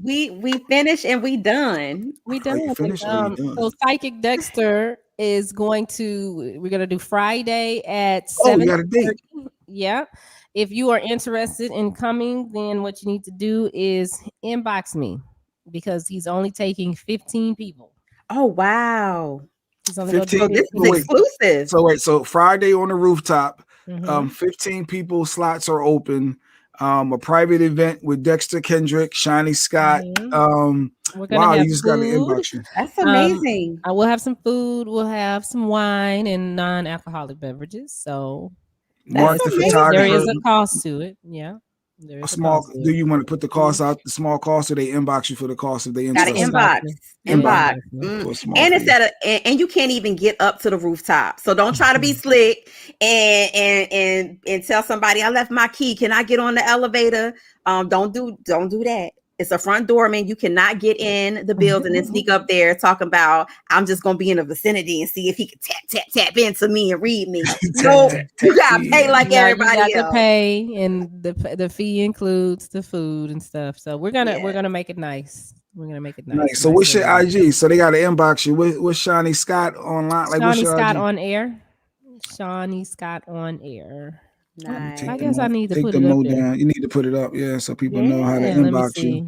So yeah, in the first 15, and that's it. And the only way that you hold it is by your payment. Once you make your payment, then your slot is held. Get that Cash App, Venmo popping. This is exclusive. When when he's saying he's only taking 15 people, that means it's exclusive. So if don't play with them seats, because you're gonna be locked out.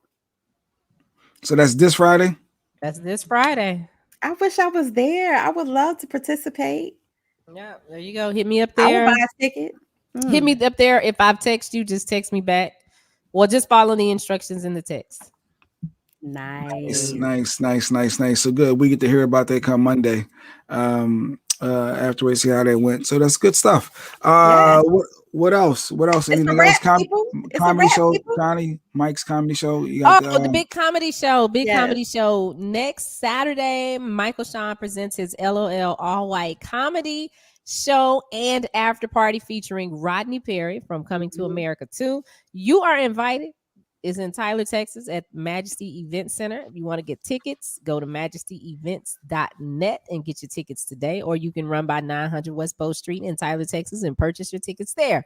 They have VIP tables. Go ahead. They're going fast and they are limited. There's a limited number. So if you want VIP, you better get in there. And then they have general admission as well. Good. Thanks for checking in, Swab. I about to say, or if Mike will say, or you could tap the link in his bio. Yes. And pay to laugh. I forgot you to sing. Made for you. Look at y'all. Oh, and on that note, let's end this show. Thank you. Thanks everybody for rocking with us this morning. We'll be back. Michael Shawn will be back tomorrow morning, bright and early, 6 a.m. Central Time, 7 a.m. Eastern. West Coast, he don't know, nor he cares what time when it's on the West Coast. It's too much adding and subtracting. So, but we'll be back tomorrow. It's Michael Shawn, Shawnee Scott, Jay Black, Sexy Mo, the take. I can't say everybody's name because some people still ain't talking to Mike. The Takeover Legends. And we'll be back tomorrow morning. Michael Shawn and the Takeover Legends, where nothing's off limits.